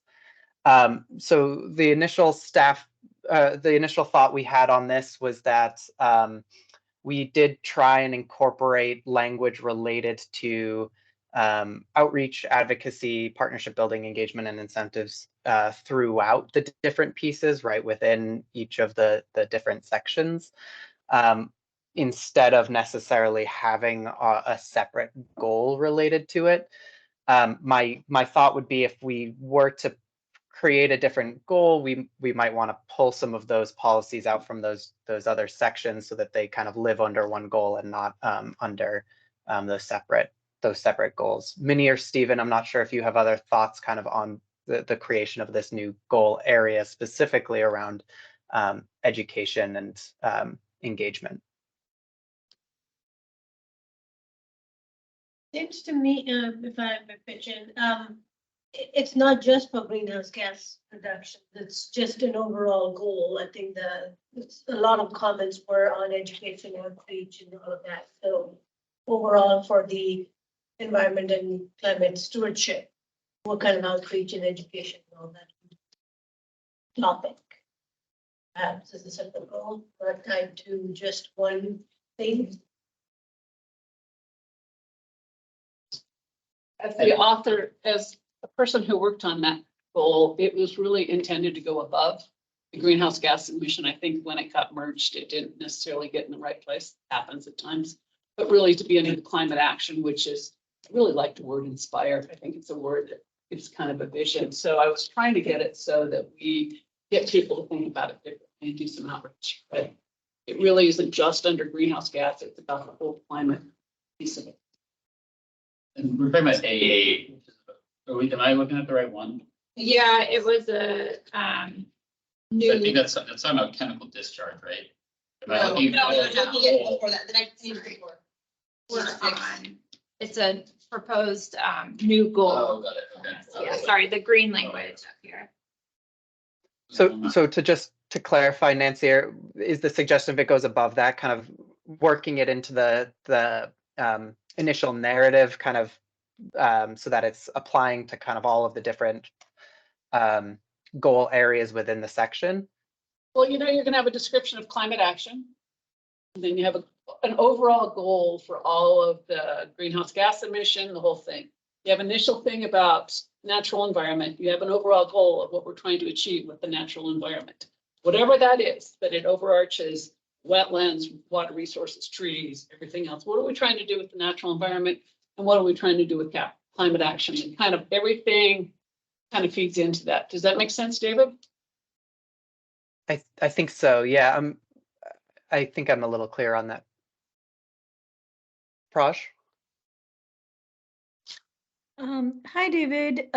So yeah, means I totally agree with this. I do think this needs to be, the community outreach and education needs to be a big component, a big policy.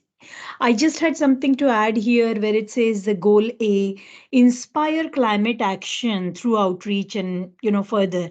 I don't think it's just climate action. I just would like to add to what Nancy said. And I think it has to say inspire climate action and sustainable development, because everything else gets included, all the things we talk about, the environmental stewardship and, reducing greenhouse gas. So these climate action and sustainable development are going to go hand in together. Probably for climate action, we need to be a little bit more aggressive. Sustainable development might be a few steps behind it, but still it goes together. So I do think somewhere that sustainable development that wording needs to be added in the policy. Okay. That's it. Thank you. Great, I appreciate it. And I will note there is a section of sustainable development within the land use policy as well. So in the interest of moving forward, can I do thumbs up or thumbs down on kind of the spirit of this conversation? Sorry, David, I missed Joy. David, do you mind if I change your thumbs up, thumbs down? Because what I would say is that I support this language and I don't believe that we've maybe adequately addressed it so far. It might not belong right here as a policy, but similar to what we just did, I think, can we give a thumbs up or thumbs down on our appreciation of wanting staff to put this intention in and better cover it. Can we reframe that thumbs up, thumbs down for that? Yes, that's exactly how I was planning on framing it, but I think you did a better job probably there. So kind of thinking about in the spirit of this conversation, incorporating kind of this type of language around advocacy, outreach, engagement, all of that kind of within the framing of the climate portion and the environmental stewardship portion. So thumbs up, thumbs down, and Stacy, I'm relying on you. Got thumbs up in the room and thumbs up on Teams. Excellent. All right. David, just a time check, and so the board's aware, we've got about 15 minutes left for this section. If it's okay with folks, we're planning to go about 10 minutes over, so we can do a brief debrief on the retreat. If everyone's comfortable with that, going till about 8:40. You're welcome to drop off early. All right, sorry, David, go ahead. We got about 15 minutes left. No problem. Let's scroll down to policy A3A, which is to develop greenhouse gas emissions reduction projects and actions to inspire, educate, and demonstrate action to the community. I think the thought we had internally was that this is roughly covered by the existing policy A3, which is to lead by example, to implement actions to track and incorporate climate action within our municipal efforts. So one or two quick comments on that, and then we'll do our thumbs up and down. Well, if we take out municipal operations out of A3, I would agree with that. But right now you've got municipal operations, so you've limited where you're trying to do it. And so my thought is that if we want to focus on municipal operations, that's a great statement. But if we want to talk about something broader for the community, that's what the other statement is.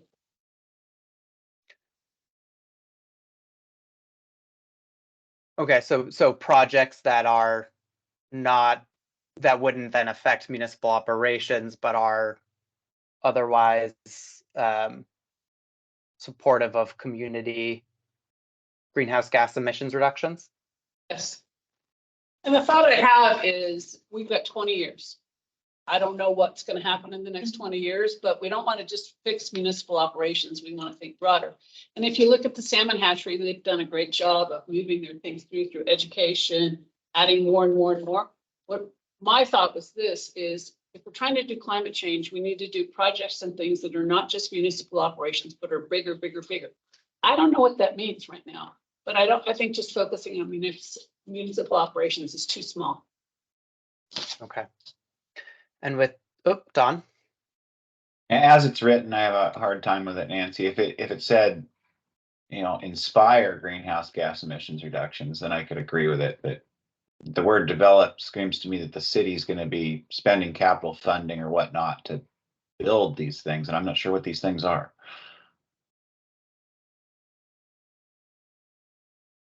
We can take those comments into consideration and see if we can come up with some combined language. Yeah. And that's for all of this, even if we decide not to move forward a policy, it doesn't necessarily mean we're not going to consider revisions to other policies to capture the intent. Okay. Yeah. I just wanted to ask what you had in mind here. Oh, sorry.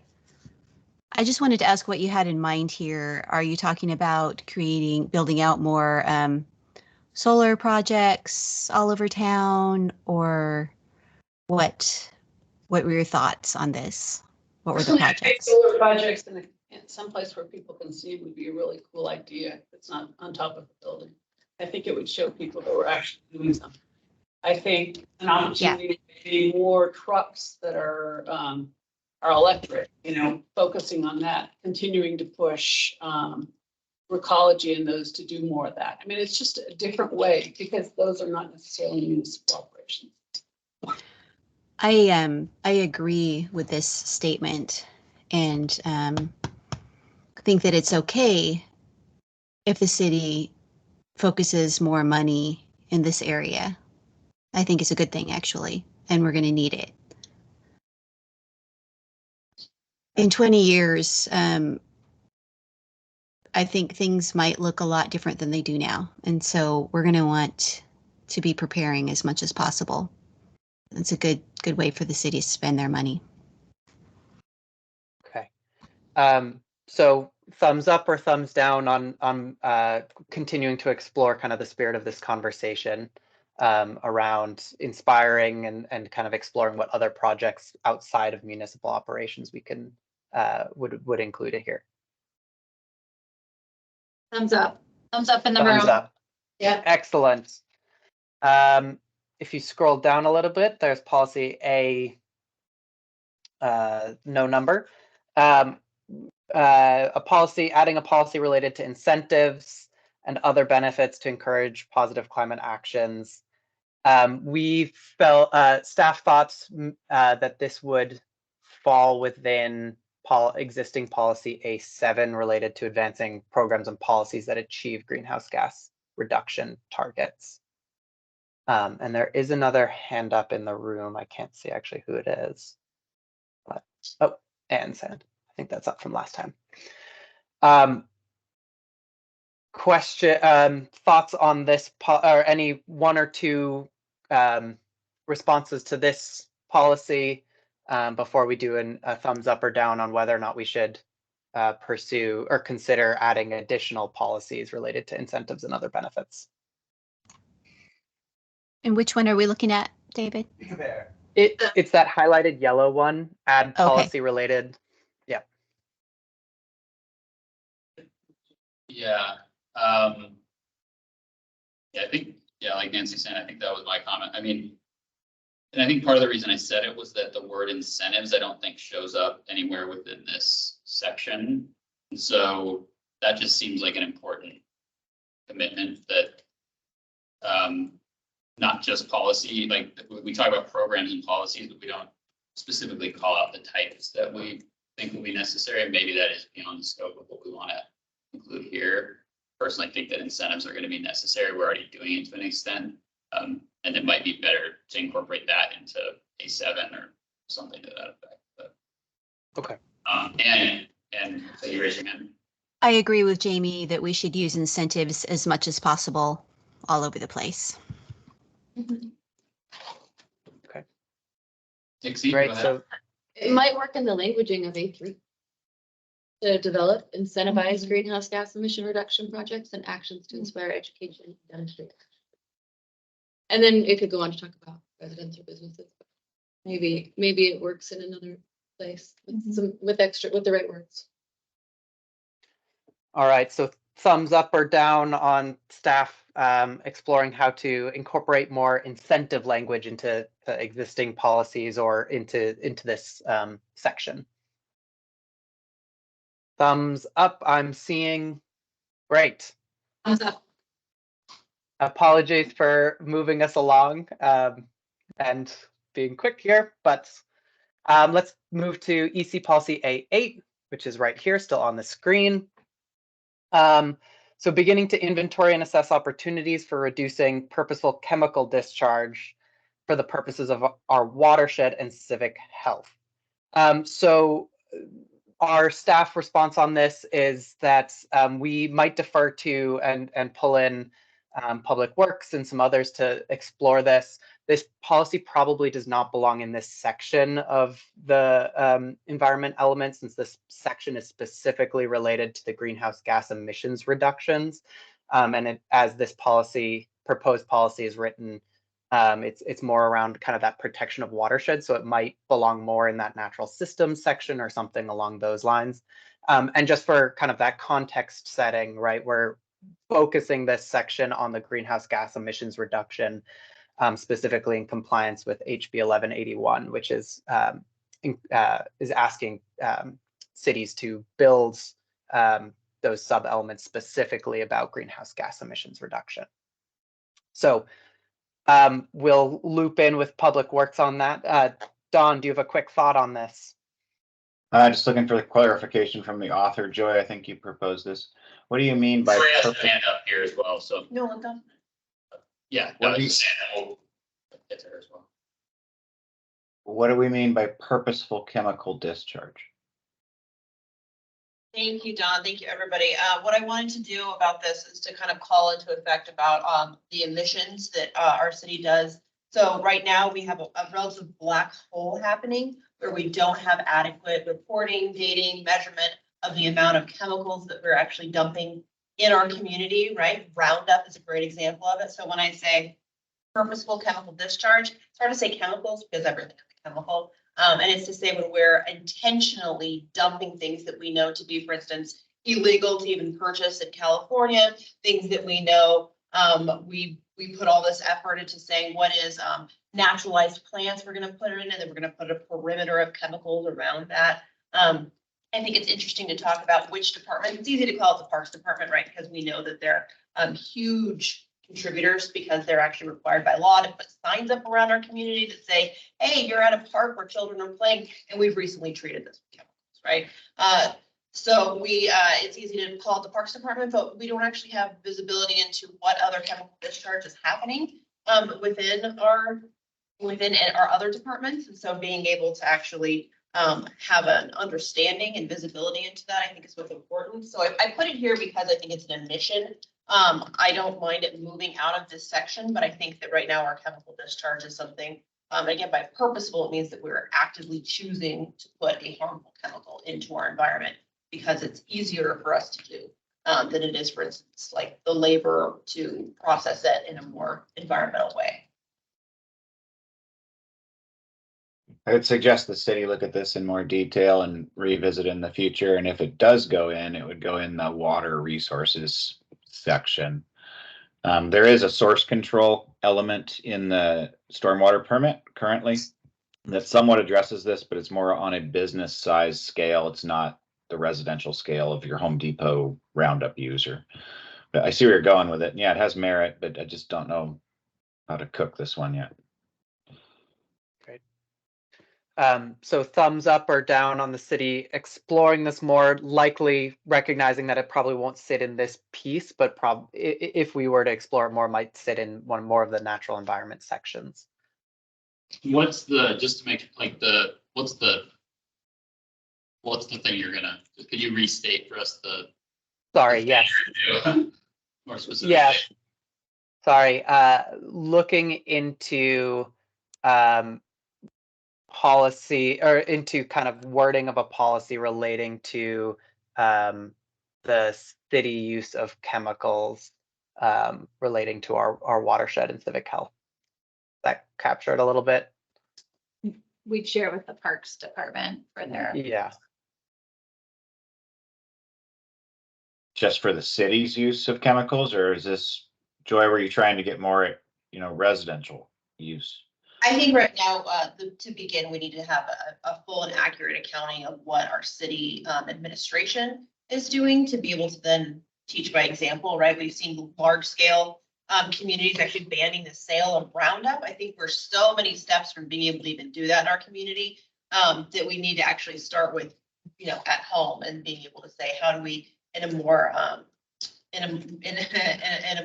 green and blue friendly way, are we actually treating and using our spaces? Really fast. I'm just looking at Goal D and it seems like this would actually belong there. It's a consumption and disposal of goods and materials. I think F4 seems the closest. Okay. So I think Dawn might have had it.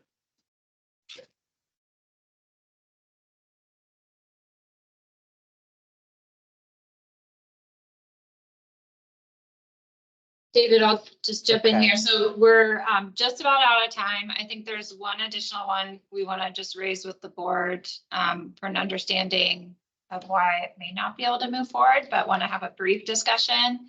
And then the rest of these items, I'll just mention quickly, David can follow up on this, is we'll continue reviewing the additional policies that were proposed and sharing them with, in some cases, other departments that would more be the lead for further discussion. As mentioned earlier, there's a lot we didn't get through, so we'll be providing some responses and justification for why things did or did not advance so that the board sees that and can bring back for discussion in the future as needed.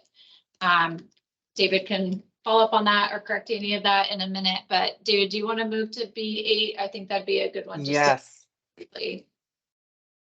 Yeah, so just touching for the last one on policy B8. So update building codes to disallow the use of natural gas in all new residential and commercial construction. And we wanted to note that we would need to discuss this with our legal team, especially in light of the Berkeley decision out of California, which called into question the ability of state of city governments to be able to do things like this. And so we are open, or we can have a conversation around it, but there is right now a lot of these ongoing legal discussions on whether or not cities can have pieces like this in here. I think the other thing that we would mention is that there are the new state building codes that are being adopted. So that's and that for the most part removes natural gas from new construction, although there are definitely still exemptions within there. So that's kind of noting that there's stuff happening at the state level, and also there's kind of the legal questions on whether or not we can proceed at the city level. Thoughts from any board members on that? The Berkeley decision is very interesting because it conflicts with current law that's come out of Colorado, where they've actually supported this. There's several communities that have done this. When we were having discussions in PPC over the years about this, the administration was very clear that we did not have policies that supported this, and it wasn't going to be pursued because of a lack of support within our policies. So I think it's an interesting point for us to talk about if it's something that we believe that should be supported, so that the code can then reflect that.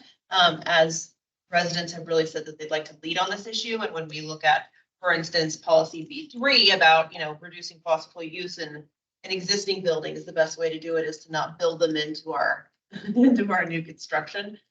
So it's an idea that has been very successful in other places around the country. That's, I think, Yeah, it's an evolving thing in terms of legal concerns.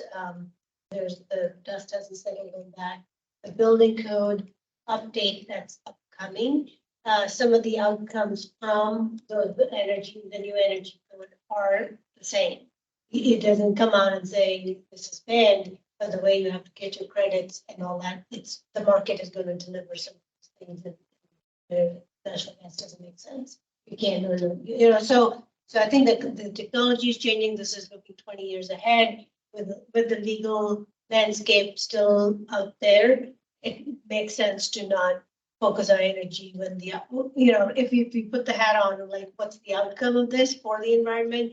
Perhaps let the building code handle the new construction side of it. And then on the sustainable development, I think on the land use section, you already have some of those things in terms of incentivizing. And there too, I think what the developers tell us is they can get better funding if it is sustainable. They get 2 basis points lower if they are doing sustainable development. So some of that is already incentivized on the private side as well. So that's why I think the discussion was to, given all the other things, that perhaps not take this.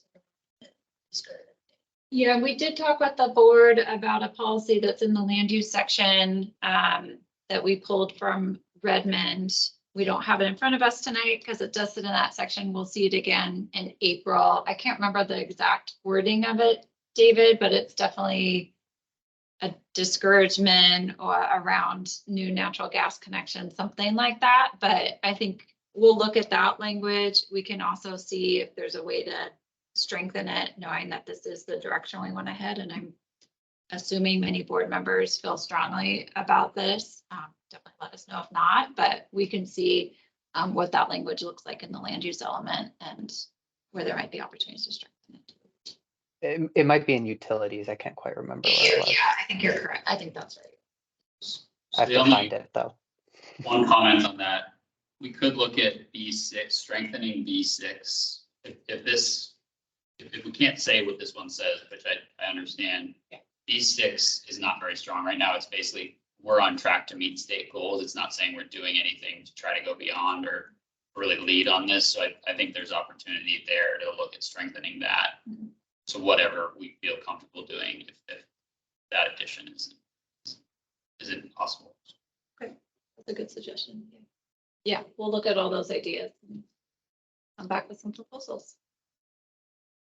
All right, David, do you want to close us out of this section? So last comment, last word from Ann, and then we'll have David close us out of this section. Thank you, Stacy. So I've got a question in transportation in EC policy C1. It says achieve 50% single occupancy vehicle mode share by 2030. Is that for Issaquah residents or who is that for? What is the? Yeah, so that's essentially actually just a slight rewording of one of the ICAP policies based on conversations with our transportation planning team. Since I think it was a little bit confusing the way it had been originally written, and the suggestion was to kind of choose as far out goals as we could. So I believe that's community single occupancy vehicle mode share. So that would be Stephen, correct me if I'm wrong, but I think that would probably be more geographic based than just residents. Correct. Yeah, it's to the Issaquah community, but it uses metrics from businesses as well as travel behavior that we're able to track. Okay, but it's not for just people driving through Issaquah. It's for businesses and residents. Correct. Right. Do you think there should be some wording in there to clarify that?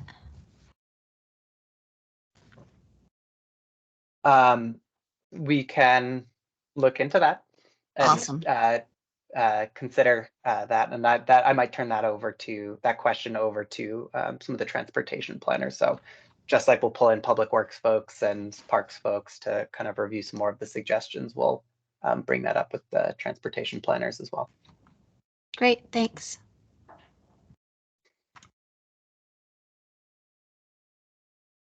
Okay, with that, we're about out of time. Thank you all for your comments and feedback here. I think we have a lot to run with here and move forward with.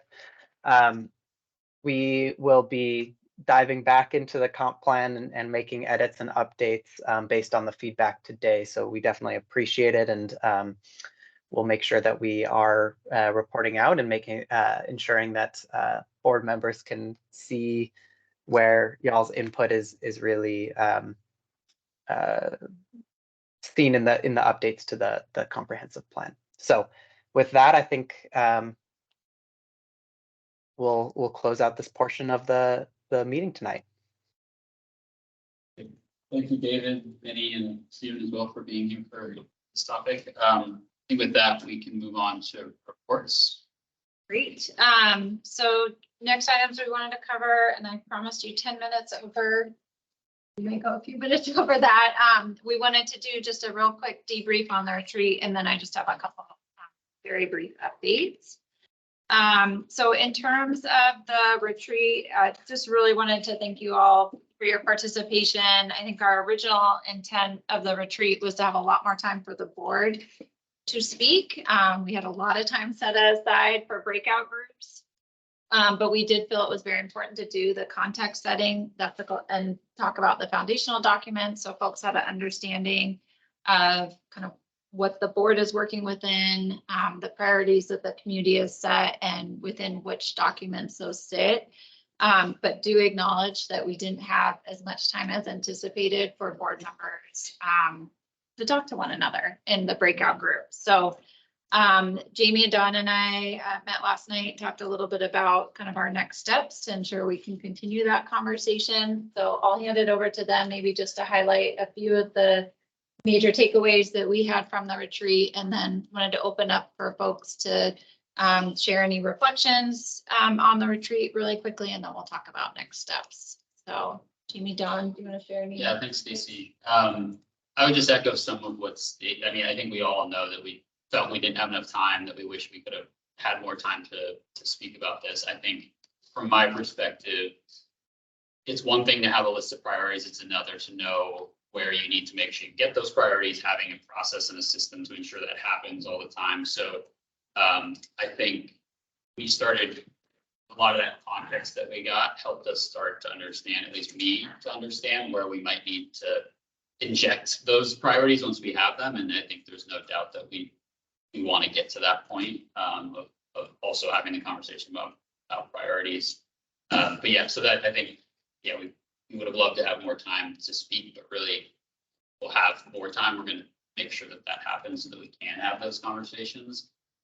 But also would just encourage everyone to think back on that, the context setting and some of what was not just from staff, but also from council members and from other comments that were made about where, okay, we have a list of priorities or whatever it might be. How do we make sure that that gets communicated out? How do we ensure that council members and whoever else we might want to ensure is on the same page, that they are aware and clear on what our priorities are? So I think that's likely at least part of the agenda for what we'll cover during this next section. Don, anything to add on to that or different than that?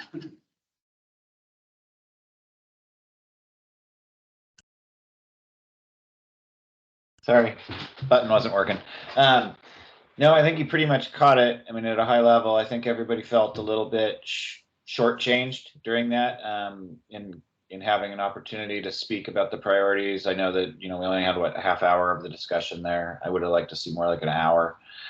We did have to do some prefacing up front, and I thought that was good. Thinking back on it, it was good to hear from council members, good to hear from the mayor, get their perspectives on how our board aligns with theirs. We probably could have made it another hour longer and got more out of it. So I think it's worthy of some greater discussion. We don't know exactly how we want to do that yet, but start thinking through that.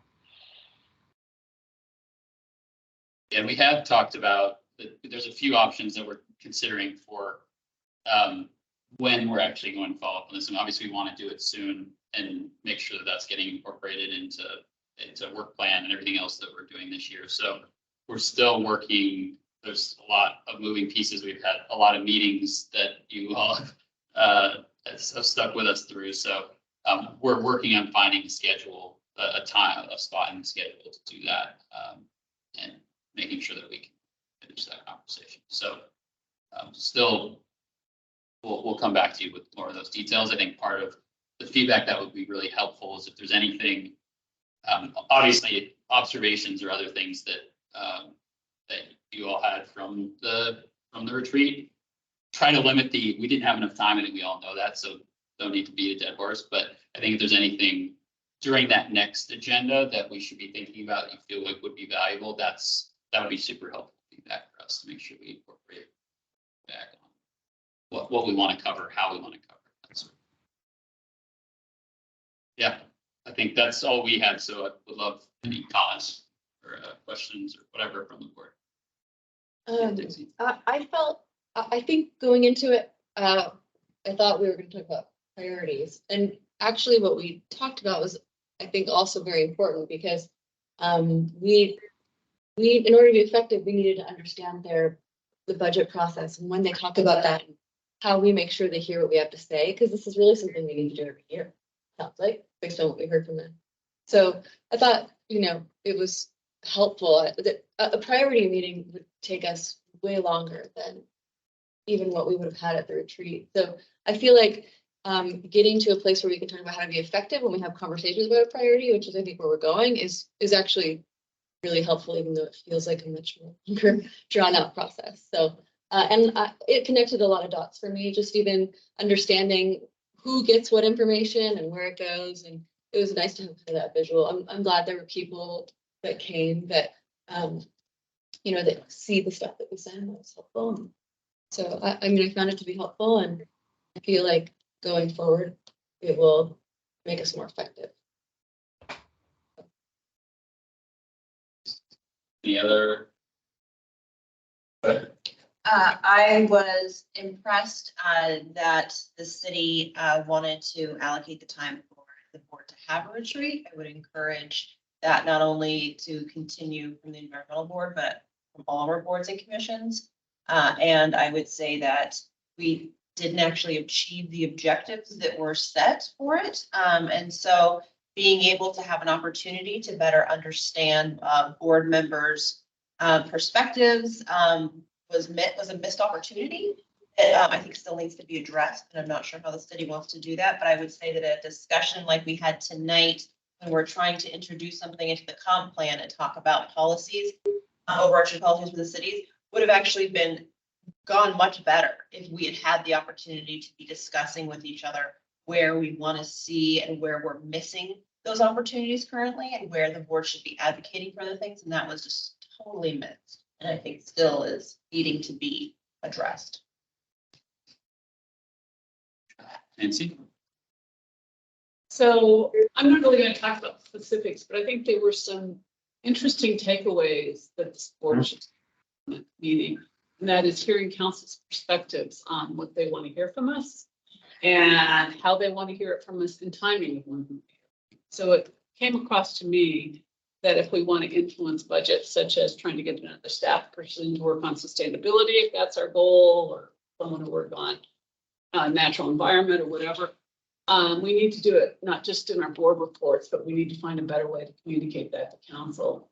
And so that would be kind of identifying our priorities and putting that in front of council in time for a budget cycle, so that we can actually influence the budget and the capital program to make a difference. And that message, I guess so I probably knew it, I never had thought it through. And so hearing that from council really meant that we needed time and redo our board reports or our reports to the board in a way that communicates that kind of information. And I think that was a takeaway I didn't expect to get, but I got.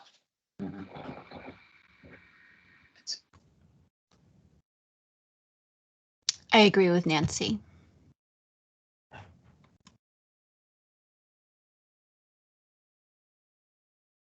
Any other comments? I'll just add on to Nancy's. So if we want to influence the budget for the next budget cycle, which is 25-26, we have to do it now. Because it's going through the process now, and they have to adopt it by the end of this year. I think it's middle of December. And typically, at least where I work, it's all pretty much finalized by come fall, and it's just waiting to go to council. So. And it's a 2-year budget process. Yeah. You're not changing in 2 years. And that's true. Yeah, Bellevue is a little ahead. Our budget staff are still doing forecasting, so we'll really start. David and I'll be meeting in a few weeks to start drafting out kind of our budget needs. But that'll definitely pick up this spring, and that was one of my major takeaways, was making sure we're really engaging the board in that process and getting your input. So. Especially because there was a lot of commonality that came out of the survey. And so as we redirected our time, we found that, and at least in our work group, we were talking, there was a way to really say, okay, how do we take this consensus that we're kind of seeing about how we want to make an impact and be able to shift that, so that we're not gathering that during a holiday cycle, we're not gathering that after budgeting cycle. How do we maybe realign? We take that there's been a positive from having there be a requirement of this board be doing a self-assessment. How do we take that and be able to actually do something measurable with it? Great. Well, appreciate all the feedback. And like I said, we'll follow up with more details shortly. We haven't started that. So I think Stacey, you might have had a couple other quick items. Yes, if that's okay. All right, great. Just a couple highlights I wanted to mention. David's going to be sending you all the greenhouse gas inventory raw data by the end of the week. There were some updates that were just made to it because of new data coming in. So you'll be getting a SharePoint link, I believe, before the end of the week to the files. And then just a few other programmatic updates. We are restarting the Energy Smart Eastside heat pump webinars, promoting new rebates and incentives from PSE and the federal government. There was actually a webinar tonight on that. So you'll start to see more communication out to the public around those webinars. Our Clean Buildings program, we've been doing a lot of focused outreach to building owners this month, including some affordable housing providers, YWCA, and some big property managers. So hoping to build in some more partners within that program this spring. We're also starting to work really closely with Bellevue, who have a program as well, to coordinate, make the most of the webinars that we're offering through that program. Sustainable purchasing policy, it is currently under senior leadership review. We'll be meeting Tuesday, I think. Is that right, David?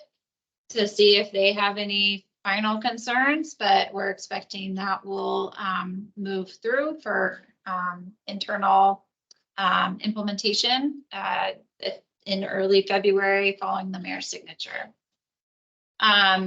David and I, we're just at an all-day fleet decarbonization training.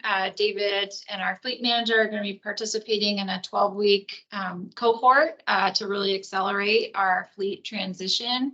And David and I were just talking about today, at the end of that process, providing a report out to the board so you can understand what we go through in terms of that process with the cohort and what our next steps will be for implementation.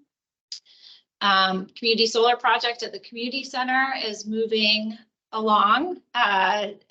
We are in the process of finalizing lease negotiations with Puget Sound Energy, as well as the final design. We'll provide more information on that project to the board in the coming months as that project gets ready to move forward. And then just wanted to highlight too, a lot of work David's been doing with PSE on in moving forward with installing EV chargers at our public works building. We're starting to explore opportunities for other facilities. And then we were also just invited in as a partner for their pilot program for curbside charging. This is something that's been Seattle City Light's been implementing throughout Seattle, but these are essentially chargers that are on light poles or utility poles, more accessible for those that maybe can't plug into a garage at night or live in multifamily building and need charging access. So PSE is just piloting a program on that this year, and hoping to be one of the first partners with them. And then also hoping that in the next few weeks, we'll have some good news on grants. We've been waiting to hear on a large commerce EV charging grant for some new infrastructure, as well as a large climate planning grant to help move a lot of our projects along. So a lot happening on multiple fronts. We hope to keep you better updated on all those projects and programs at the coming meetings. Last thing I wanted to acknowledge is Kathleen's last day with us is Friday. So please thank her for her time with us and all that she's done on your way out tonight. Thank you, Stacy, and thank you, Kathleen. I think with that, we are adjourned. Thanks, everyone. Thanks, Don, Praj, Ann, David. Thank you, everyone. Thanks, Bye. everyone. Thank you, Kathleen. Good luck. Yes.